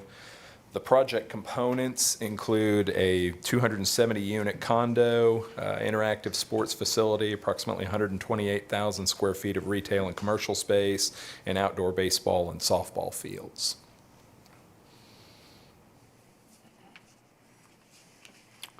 All right, are there any questions or comments from the council on resolution number 879? So the TIF allotments, 49,005,000, correct? Yeah, there's actually 2 phases Yeah, built help in us there, so it help us totals 50. understand But yeah, that. phase 1 is contemplated $49.5 million. The phase 2 would be $5.5 million. And the $49.5 million really relates to all of the development that's north of 106th Street, which is basically everything but the baseball and softball. And that project would be south of 106th Street. And so it's a phase 2, and if they initiate that, then they would potentially be eligible for an additional $5.5 million of cost reimbursements. Within the TIF, correct? With the 5.5 TIF only versus the combination of the Leverage Act. We haven't talked about the Leverage Act. We haven't talked about that. Yeah, so what is proposed here as a reimbursement source? There is the sales tax TIF revenue that's generated. There's hotel tax TIF revenue, if there is any. Whether or not there's a hotel, I don't know if that's determined as a component of the project. Any sales tax, hotel tax, Leverage Act funds that are generated on the sales that are generated within this TIF district would be a part of that. So those are matching. So we generate 2 cents of sales tax off of sales at the city level. There would be an eligibility for 2 cents of reimbursement from the state off of that. So that would also be a pledge revenue. The ad valorem, 75% of that is captured by the TIF. So the ad valorem revenue that's generated within the TIF, within this TIF 7, would be dedicated to that. And then there's a little over 10 million or so that have been identified in projects that, how do we put it? I mean, things the city would ultimately do whether or not there was development on this property or if this property just remained vacant. So Largely related to 106th Street, that extension, the related utilities such as water, sanitary sewer, stormwater, lift station, those items. Things like that. And so what's contained within the document is there's an agreement that for the first 5 years after the project is complete, which again should coincide with the commencement date, that Leverage Act revenues that the city generates outside of this TIF district, so for instance, off the aquarium, off of Tulsa Premium Outlets, any other development that's going on, that those revenues would be available to supplement the reimbursement specifically related to those particular projects. So the TIF reimbursement is associated with this area. So conceptually, there's going to be a retail component to this, along with the condominium and the sports, not the non-baseball related sport. Interactive sports facility. So that revenue, that sales tax revenue would be going into the TIF, and that would be what the earnout would come from. In addition to the other TIF area? Help us understand how the 55 or the 49 million the gets. 55 is being reimbursed. There's an interest component relative to that, but it is being reimbursed from the TIF revenue that's generated by this project. Okay. Plus the first 5 years, the outside Leverage Act, we say that, Leverage Act revenues that are generated from the other TIFs basically could be used to supplement to help make those reimbursements in the early years as TIF revenues are beginning to come online. So essentially, if the developer, if they go out and spend $55 million on all these improvements, but ultimately generate insufficient revenues to reimburse that fully, then they won't realize that full reimbursement over time. So again, the risk still resides with the developer to ultimately, cause development that generates sufficient revenues to recoup that. There are provisions in the development agreement that talk about potential discussions that might be had in the future between the city and the developer to potentially issue some form of TIF debt through JEDA. And so if that comes to pass at some future, then there may be some alternate proposal of exactly how that, that reimbursement or some portion of it might transition to a debt obligation. But again, that would really need to be the subject of a future agreement to take that next step. And just to be clear for the council, there's two components to this. There's the TIF reimbursable expenses, and then there's Leverage Act reimbursable expenses. As I'm reading this and I understand it, so correct me if I'm wrong. The expenses related to the Leverage Act are only going to be associated with public infrastructure, i.e., more or less 106th Street, which we've all voted on and said that's not a want, that's a need. It's a mandatory infrastructure that we are going to put in at some point in time. And that Leverage Act component of this cost infrastructure is something that we would have to have done in the future, or would have to do in the future. Yeah, and I don't think it's fair to say that it's necessarily kind of a dollar for dollar allocation, but the approximate estimate, again, we're dealing with estimates of what these costs are anyways. If you were to take, $10 million worth of improvements today and finance it over 25 years with capitalized interest, kind of relying on future revenue streams coming in, you might actually spend a total, $23-24 million on debt service. That's probably a maximum approximate amount of Leverage Act dollars that might get contributed in those first 5 years. So again, if those projects get done, it's red dollars, green dollars, but effectively the amount that you're spending in leverage or applying potentially in Leverage Act dollars, which hopefully is much less, because if they have significant development and engages, then there might not be a need for a significant amount of leverage dollars to actually help subsidize that cash flow in the early years. But to the extent that there is, that's, that 24 million is probably the high end of what the expectation would be. Thank you. So again, for those following along on page 112, the items that essentially by the agreement, by the resolution that are being funded, there's A through L. So these are all things that the city would need to do to develop 106th Street, and I would concur with Councilor Short. We have to have 106th Street in order to provide the additional access to both the river and the outlet mall on the south in order to balance out the traffic. So the 106th Street extension, water, sanitary, sewer, storm sewer, drainage, gradage, public entertainment, roads and bridges, surface parking, utilities, land acquisition, landscape signage, professional fees. So essentially, these are all things that we would be investing the money for as a city if we were going to be doing them. But in this particular case, the developer is basically bearing the risk up front. And I mean, all of those items, and actually continues the next page. Correct. That totals up, that's the $55 million universe, but within that universe, we actually went through, based on their engineering cost estimates that they have, specific to streets, water, sewer, and drainage, and was there anything, a page with a note on it? I can't remember if there Walking was- trail, perhaps. Walking trails. Yeah, I think there was maybe some public trails aspects of it.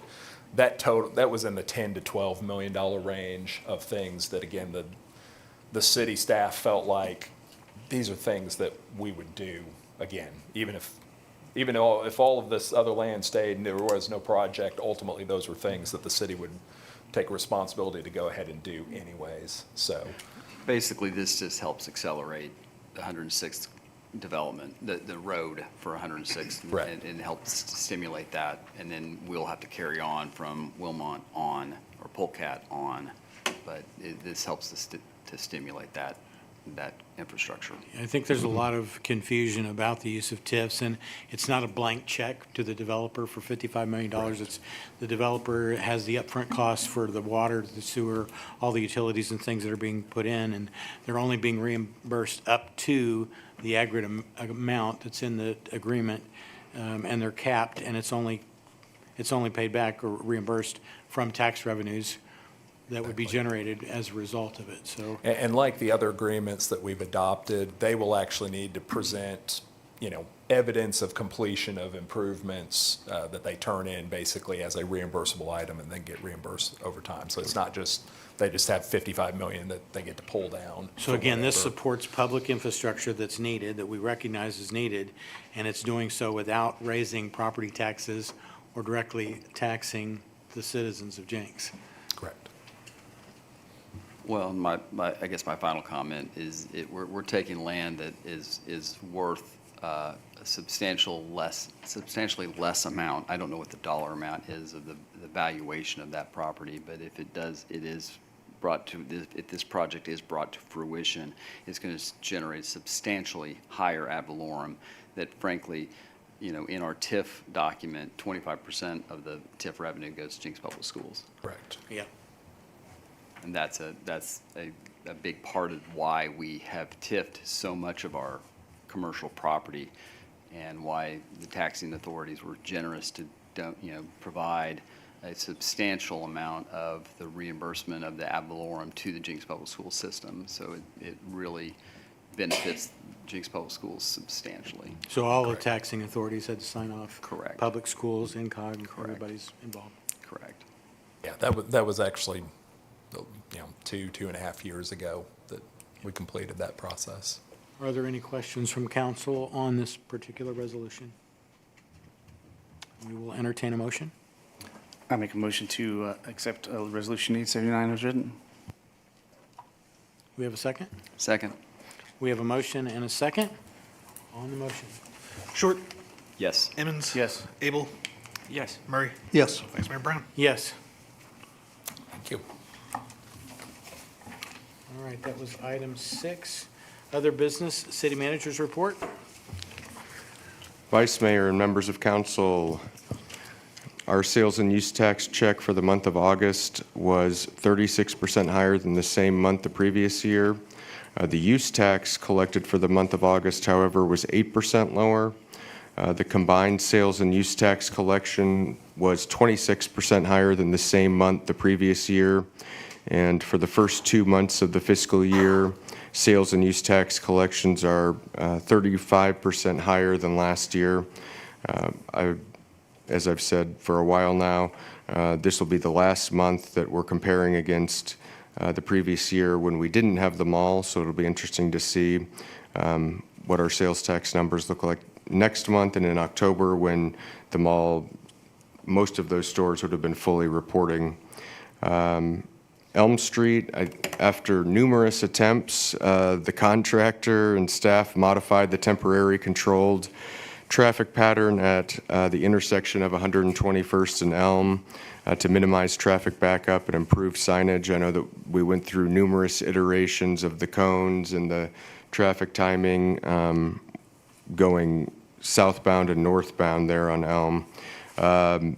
The fire station, the exterior brick is about 60% complete. All the bay doors on entrances have been installed. The electrical inspection process is underway and a backup generator has been installed. We had a really nice ceremony on Saturday morning at 10 a.m. We had the Purple Heart Garden dedication at Veterans Park. Barry and his team did an amazing job building that, and it was a very nice ceremony, and it was very hot. But if you haven't had a chance to go to Veterans Park and look at the new garden, it really is pretty neat. We have a mediation tomorrow with Sparkman, or what we call the Sparkman mediation, related to the frontage road that was built on the south side of the Turnpike, connecting Elm and the Outlet Mall. We hope that goes well. It's been an ongoing situation, but we had the last Shape the Ranch together on August 9th. We're organizing the feedback and we'll provide City Council and the public with a presentation, I believe, in the coming months. Upcoming events, tomorrow I'll let Angie talk about some of the chamber events, but there's a chamber luncheon tomorrow featuring GT Bynum. Oklahoma Aquarium STEM Futures Fair is Friday, August 26th from 6 p.m. to 8 p.m. It's an opportunity to learn about STEM career opportunities right here in our community. You can hear from a panel of STEM professionals who are making waves in their fields. On Saturday, August 30th, the aquarium is having their annual Salsa Festival from 2 to 5.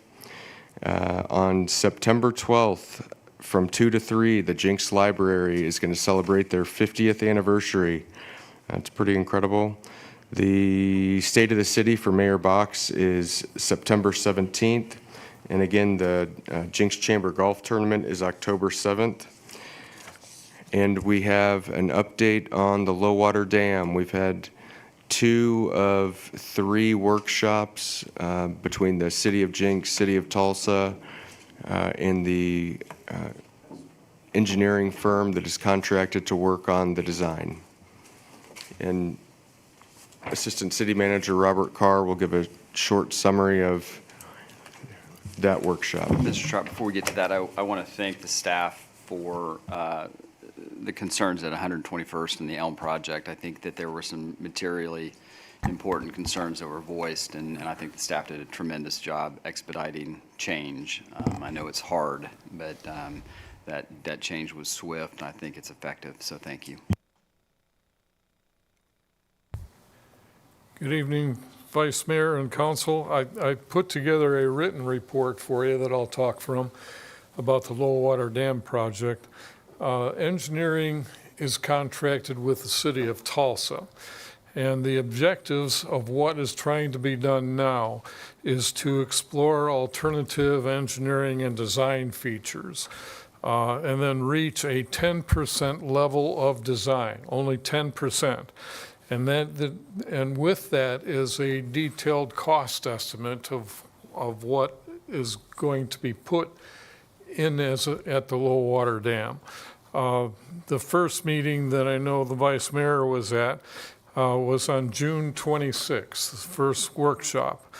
And attending the workshop was the City of Tulsa, City of Jenks, Muskogee Creek Nation, INCOG, River Parks Authority, Tulsa County, Corps of Engineers, and the consulting team. So it was a real good mix of people.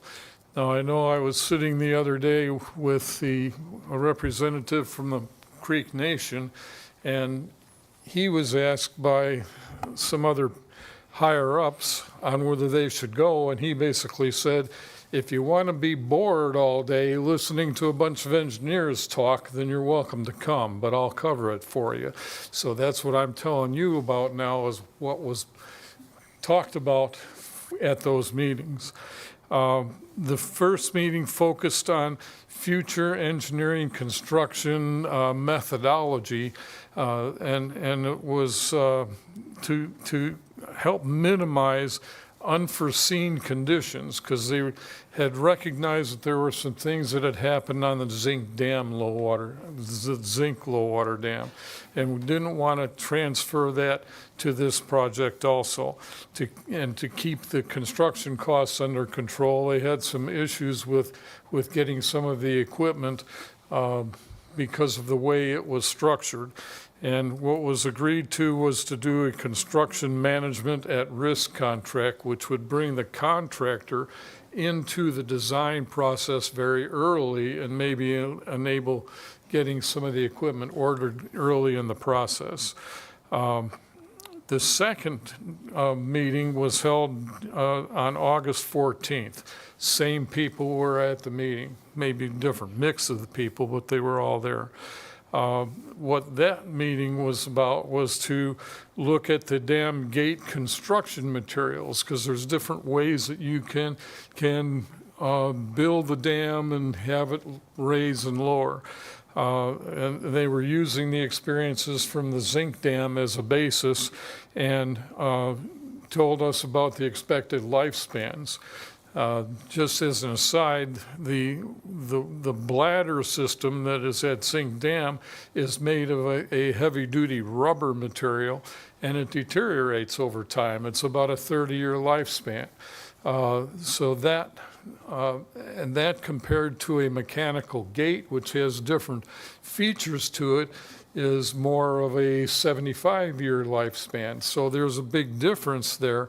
But the cost analysis will take that into consideration when it's all put together. The second part of the meeting was discussing the pedestrian bridge component. The idea right now is to put it over top of where the dam is. It's a little different than what it is at Zinc. It's a totally separate structure located in a little different location.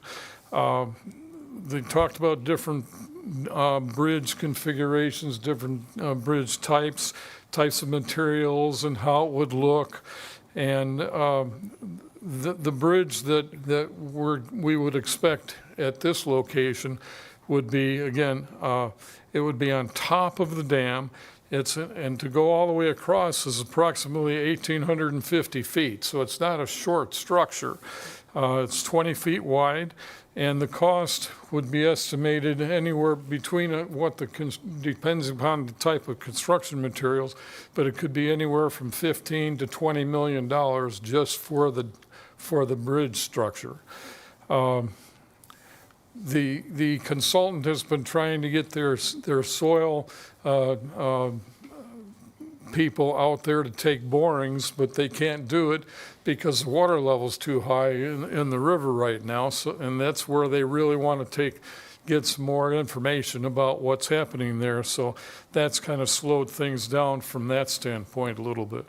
The next workshop 3, is anticipated to be September 25th or 26th, maybe both days, or maybe combined into one day. It's proposed to discuss about the parks that are going to go on both sides of the bridge. I mean, you got to have access to the bridge, so we'll be talking about that.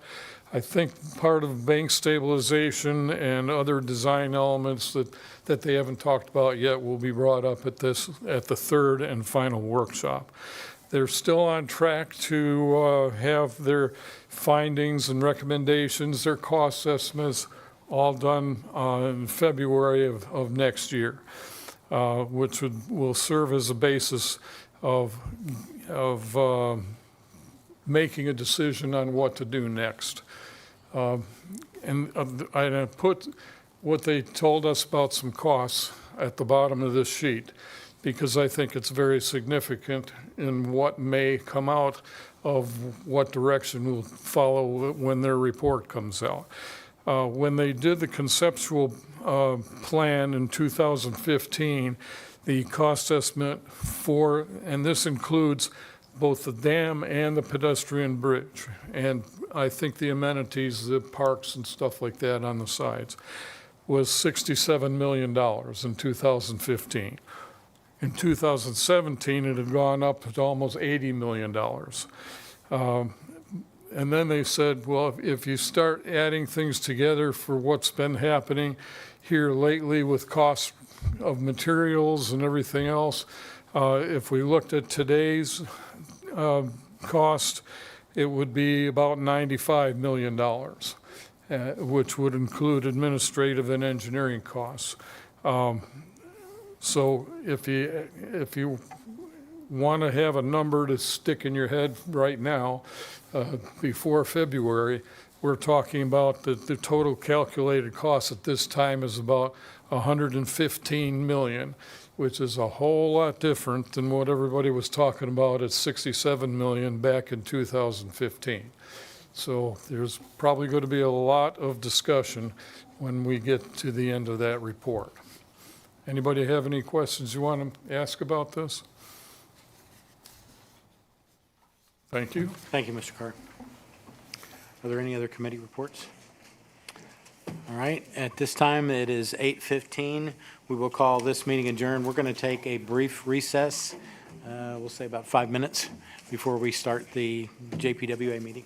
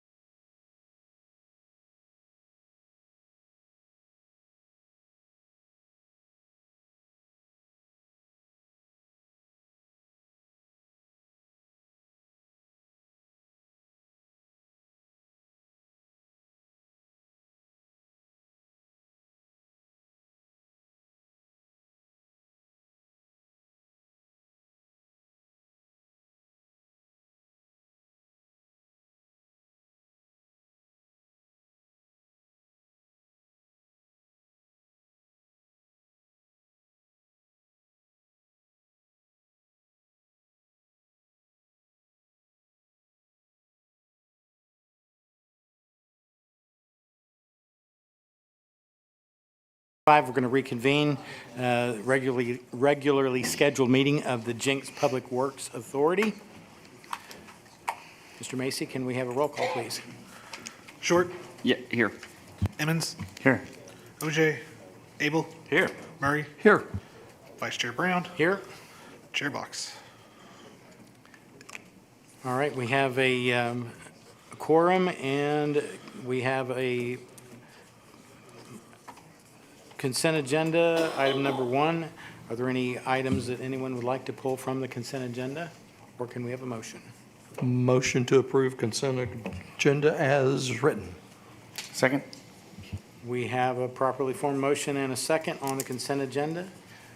On the vote, please. Short. Yes. Emmons. Yes. Abel. Yes. Murray. Yes. Vice Chair Brown. Yes. Item 1 passes. Nothing on item 2. We'll pull that. General Manager's report. Your reports are in your packet. If you have any questions, we'd be happy to answer them. Any questions for the city manager? General manager, sorry. Should I salute? Station manager. All right, at this time, we will ask for the monthly chamber report. Good evening, Vice Mayor, Council, Mr. Manager. Thank you for having me tonight. I do apologize the report was not in your packet this week. I was actually out of town last week for the Southern Economic Development Conference and also welcoming my daughter back from Germany. So I do have some quick updates. I know it's been a long evening. First of all, we did get our offices moved. We are now at 161 South Riverfront Drive, Suite 112. We have already noticed a lot of walk-in traffic, which has been very nice to see people coming in. I think people are curious to see the building and visit with us, so that's been a lot of fun. We are a lot closer to our businesses and members, which is nice. We hosted our first morning mingle at the new place last week, and we saw almost 30 attendees. It's been really nice to do that. A lot of those attendees have not been at a chamber event before or have not been for a while, so it was really good to see some new faces and some people coming out to mingle. We will be having our monthly morning mingles again. We took a break for the summertime, but that will start again, and we are going to host all of those at our offices. This coming up, we have about 14 ribbon cuttings. It's a lot, and we're very, very excited. It means growth and a lot of businesses doing well. We had one last week at Abel & Company, very good attendance. That is right on Main Street, next to Bridges Mercantile. We have 4 scheduled in September. That would be back 9 on September 3rd. Anthem Road Academy, the Little Black Box, which is their little event venue, on September 5th. The Jenks Coffee Company and Dwell will do a joint ribbon cutting on September 12th. And Patisserie by Sheila Ann is September 15th. So she's expanded quite a bit, and we're really excited about that. Several others, we are waiting on dates, and so as soon as we have those established, I will let you know on those as well. Very, very excited. Our new Discover Jenks magazine just got delivered yesterday, so I do have copies for all of you and some extras back there at my seat. Our Discover Jenks website and the Elevate Jenks websites have been updated. We had an ORU intern this summer who worked on those for us. The Elevate Jenks website, we have a little glitch that we're working out because when it was first designed, it was purchased by through a company that does their own web hosting, and so we're having a little issue that we've got to get that domain switched over. But if you go to the chamber site and then you go to the Elevate Jenks link, that is the correct site, and it is updated. We will have a new Jenks High intern starting very soon. We're excited to welcome some more interns into the chamber and help them get used to the nonprofit field and see if that's something they're interested in pursuing. In November, we will be doing an intercity visit to Paducah, Kentucky. I know that I've talked to several of you about that.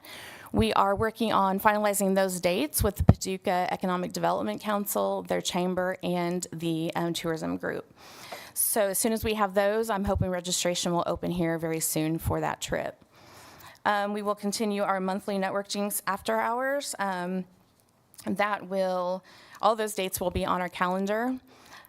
We have launched our new Facebook series just today. Our first member moment was with Sherry Bonner with Pink Lily. She just celebrated 15 years in business last week, and so we did a feature on her. That will be something that we do regularly with our members so people can get to know our local businesses and chamber members. Over the last just couple months, we have brought in 17 new members to the chamber. I think that signifies a lot of growth. We also have a staff person truly focused on engagement with our members through events, membership, and sponsorship. So I think that has really helped as well. She's getting out, talking with people, and really letting people know what the chamber is doing. Tomorrow, as manager mentioned, we do have a monthly lunch with GT Bynum. That event is sold out. We have over 100 people attending tomorrow, so that is great.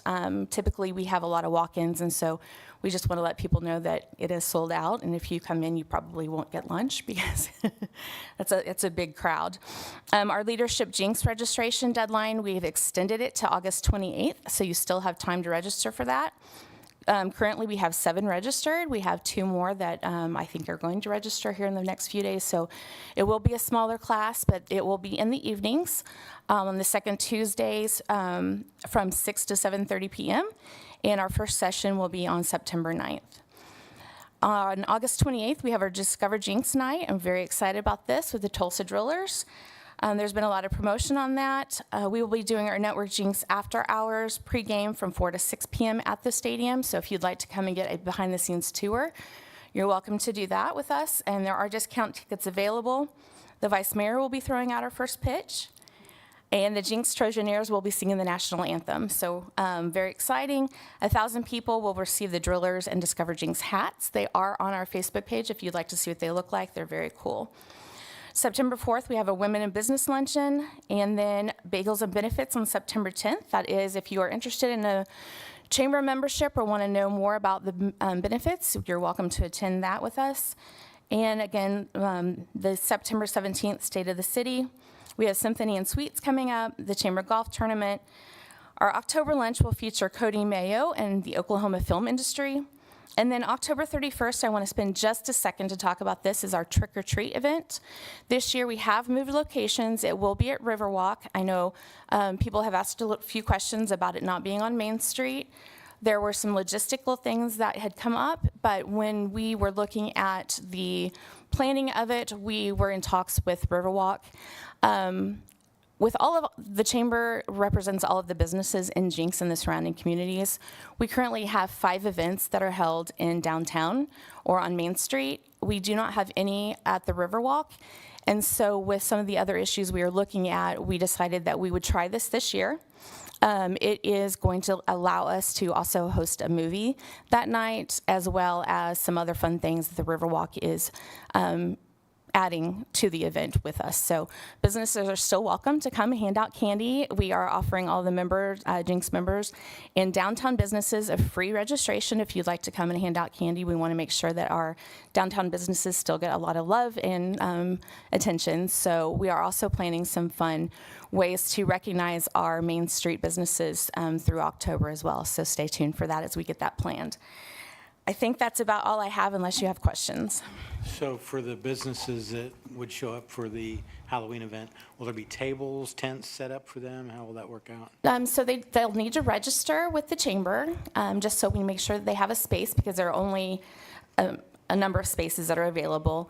And then they will bring their own table or tent, whatever they prefer to do, and then the candy that they want to hand out. We do encourage them all to dress up and have fun with it. I think there were probably 1,000 kids, or if not more, that came through last year on Main Street. So, very good. Very good. Any questions for the chamber?